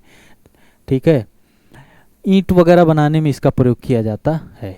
तो ये लेटराइट मिट्टी की बातें हो गई। आगे बढ़ते हैं। शुष्क मृदाएं, शुष्क मतलब एरिड शुष्क मृदाएं, ये दिख रही है आपको शुष्क मृदा। शुष्क मृदाओं का रंग लाल से लेकर किशमिशी तक होता है, किशमिश की तरह होता है। ओके, ये समानता संरचना से बलुई और प्रकृति से लवड़ी होती है। कुछ क्षेत्रों की मृदाओं में नमक की मात्रा इतनी अधिक होती है कि इनके पानी को वाष्पीकृत करके, इवेपोरेट करके नमक प्राप्त किया जाता है। शुष्क जलवायु, उच्च तापमान और तीव्र गति से वाष्पीकरण के कारण इन मृदाओं में नमी और ह्यूमस कम होते हैं। उच्च तापमान, तीव्र गति से वाष्पीकरण के कारण, शुष्क है ही, तापमान भी उच्च है, वाष्पीकरण भी हो रहा है, तो क्या होगा, ह्यूमस तो कम ही होगा। इनमें नाइट्रोजन अपर्याप्त और फास्फेट समान मात्रा में होते हैं। नाइट्रोजन अपर्याप्त मात्रा में, फास्फेट समान मात्रा में होते हैं। रिसाव सीमित हो जाता है, इसलिए सिंचाई किए जाने पर इन मृदाओं पौधों की सतत वृद्धि के लिए नमी सदा उपलब्ध रहती है। ये मृदाएं विशिष्ट शुष्क स्थलाकृति वाले पश्चिमी राजस्थान में अभिलक्षित रूप से विकसित हैं। मृदाएं अनुर्वर हैं क्योंकि इसमें ह्यूमस और जैव पदार्थ कम मात्रा में पाए जाते। कुछ इस प्रकार की है, मतलब ऊसर टाइप है। आपने राजस्थान की बात हो रही तो सब रेगिस्तानी मृदा है, एरिड है, शुष्क है। लवड़ी मृदा की बात करें, लवड़ी मतलब सेलाइन सॉइल, जिसमें नमक की मात्रा बहुत ज़्यादा हो। ऊसर मृदा भी इसको कहते हैं। इसमें सोडियम, पोटेशियम और मैग्नीशियम बहुत ज़्यादा मात्रा में होता है। एनपीके होगा, सोडियम पोटेशियम मैग्नीशियम इनमें सबसे ज़्यादा मात्रा में होता है। नाइट्रोजन की कमी रहती है। ये कहाँ पाई जाती हैं, इसको देख लीजिए। पश्चिमी गुजरात, पूर्वी तट, हरियाणा में मृदा की लवणता की समस्या से निपटने के लिए, मतलब मृदा की लवणता की समस्या से निपटने के लिए क्या मिलाया जाता है, जिप्सम। याद, ये क्वेश्चन आ सकता है कि सैलिनिटी को कम करने के लिए क्या मिलाया जाता है, जिप्सम। लवड़ी मृदा, सेलाइन मृदाओं में किसकी अधिकता होती है, सोडियम, पोटेशियम और मैग्नीशियम की अधिकता होती है। पीतमय मृदा, ये मृदाएं भारी वर्षा और उच्च आर्द्रता से युक्त उन क्षेत्रों में पाई जाती हैं जहां वनस्पति की वृद्धि अच्छी हो, अतः इन क्षेत्रों में मृत जैव पदार्थ बड़ी मात्रा में इकट्ठे हो जाते हैं। जहां वनस्पति पेड़ वगैरह होंगे तो वहां की बात हो रही, वहां पीत मृदा होती है। मृदा को ह्यूमस और पर्याप्त मात्रा में जैव तत्व प्रदान करते हैं ये पेड़ पौधे। इन मृदाओं में जैव पदार्थों की मात्रा 40 से 50% तक होती है। उत्तरांचल के दक्षिणी भाग, पश्चिमी बंगाल के तटीय क्षेत्रों में, उड़ीसा, तमिलनाडु में ये मृदा पाई जाती है। तो ये कुछ मिट्टी से रिलेटेड भी था। यहाँ पर हम थोड़ा सा मैप में इसको देख लेते हैं। जैसे एक सेकेंड, यहाँ पर मैप में देख लेते हैं। जैसे हमने बताया कि जलोढ़ मृदाएं कहाँ कहाँ पाई जाती हैं। ये देखिए ये पूरा क्षेत्र है। ये राजस्थान, गुजरात का भी क्षेत्र, कुछ क्षेत्र राजस्थान के क्षेत्रों में पाई जाती है। उत्तर प्रदेश, बिहार, पश्चिम बंगाल, ये क्षेत्रों में आपको एलुवियल जलोढ़ मृदा जो भारत की 40% भूभाग पर पाई जाती हैं। रेड सॉइल की बात करें, लाल मृदा की बात करें, ये आप देख सकते हैं लाल मृदा पाई जाती है। इधर भी है, नॉर्थ ईस्टर्न स्टेट्स में भी लाल मृदा पाई जाती है। इधर काली सॉइल की बात करें, काली मिट्टी हम जो बता रहे हैं, महाराष्ट्र हो गया, मध्य प्रदेश हो गया, गुजरात में पाई जाती है, जहाँ पर कपास की खेती मुख्य रूप से होती है। यहाँ पर भी पाई जाती है, यहाँ पर भी, इधर भी, तो ये पाई जाती है। एरिड सॉइल, ये पूरा रेगिस्तान, थार रेगिस्तान वगैरह में है।